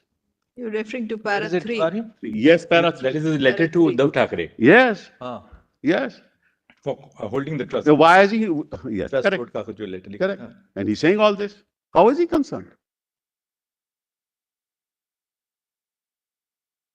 And if they continue to be the Shiv, I'm grateful to your lordship when your lordship asked. If he is the Shiv Sena, then where is the loss of confidence? There's no loss of confidence then. What he's doing is he's recognizing 34 people to be a faction. And on the basis of that recognition, then determining that there should be a trust vote. That's what he's doing. The fact of the matter is, in law, he cannot recognize. And neither Bomai, nor Shivraj Chauhan, nor any of those judgments will come in the The way. solicitor argued towards the latter part. He said that what they said in their letter was that we wanted to withdraw support from the MVA government. Yes. So he said this in effect was therefore a withdrawal of support to the government. Let's assume, Malat. I will assume that against me. That can happen in any situation, Malat. Any 2 people, 4 people, 7 people, 12 people, 30 people can withdraw support. They may be members of the legislature. That is why the whole purpose, Malat, of the Constitution, Article 170 onwards, and to only recognize political parties, the whole purpose is that. That's why Kyoto says, Malat, that you cannot, you don't have any other identity. integrity of the political party and the political process. That's why. I will accept all that, Mullahs. That's exactly the Ayaram Gayaram test. That anybody can walk out. The difficulty arises in an emerging situation. This is the question that's been troubling. In an emerging situation, suddenly during the process of the existence of the Legislative Assembly, there is this kind of a dissension. Take, for example, this very case. So what is very apparent so far as the House is concerned, 34 have come on to one side. Right. This doesn't definitely, there's no material that it reflects what happened outside. That's right. There's no doubt about that. Yes.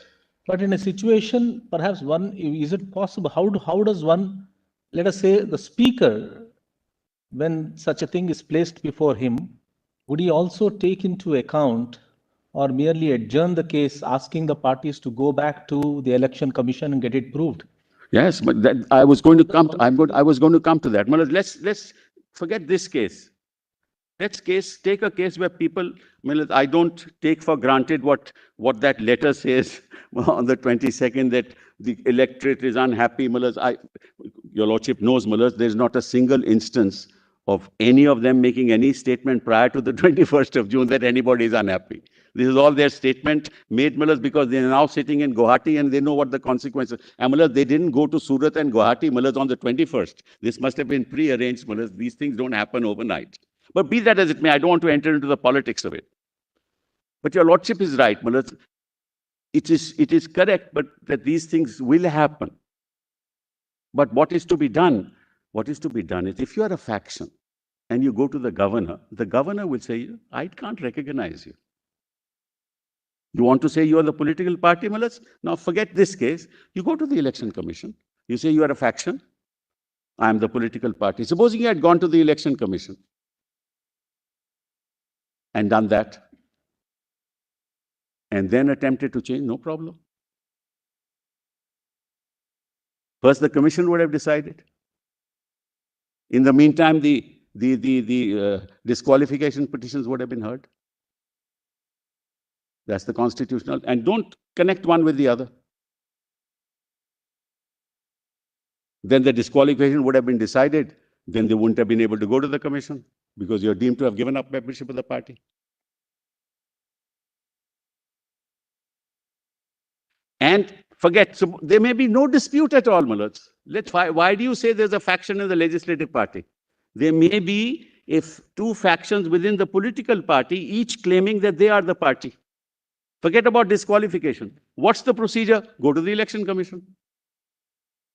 Can the procedure ever be that you claim as a faction of the legislative party to be the political party, get recognition from the governor, topple the government, then go to the commission and say, these are the 36 or 38 members of the legislative party. We are dominant in the legislature. Now we must get the symbol. Cannot be. By any standards of constitutional law, this cannot happen. What happens in the interregnum? Sorry? What happens in the interregnum? Suppose the speaker takes a prima facie view and says that go to the election commission and come back to me and tell me who actually is the political party. No, the speaker will not do that, and with great respect. Then he proceeds with 10th schedule? No. Yes, he'll proceed. Then all the 34 will be disqualified? Yes, why not? No, I'm just asking you. Yes, but they will be. So therefore, that's the consequence. Yes. There will be. Let me tell you, this is also a very other important aspect of the matter. With the advent of 10th schedule in a situation like this, where more than 3/4 of the legislators have, let us call it not a split, let's call it a faction in terms of the symbols order. It is a faction. Symbols order. Let us call it as 3/4 yes. are in one group. Yes. Then in which case, it's an inevitable consequence that the faction which is in control of the government would have the speaker with them and would disqualify them. Yes. There is no other alternative according to you. There can't be, for the reason the third paragraph has been deleted. The whole purpose of it is that you cannot have... See, they will still be disqualified for their acts for having voluntarily given up membership of the party. It was 1/4. Even if they are the party, Malas, It was 1/4, Mr. Stibble.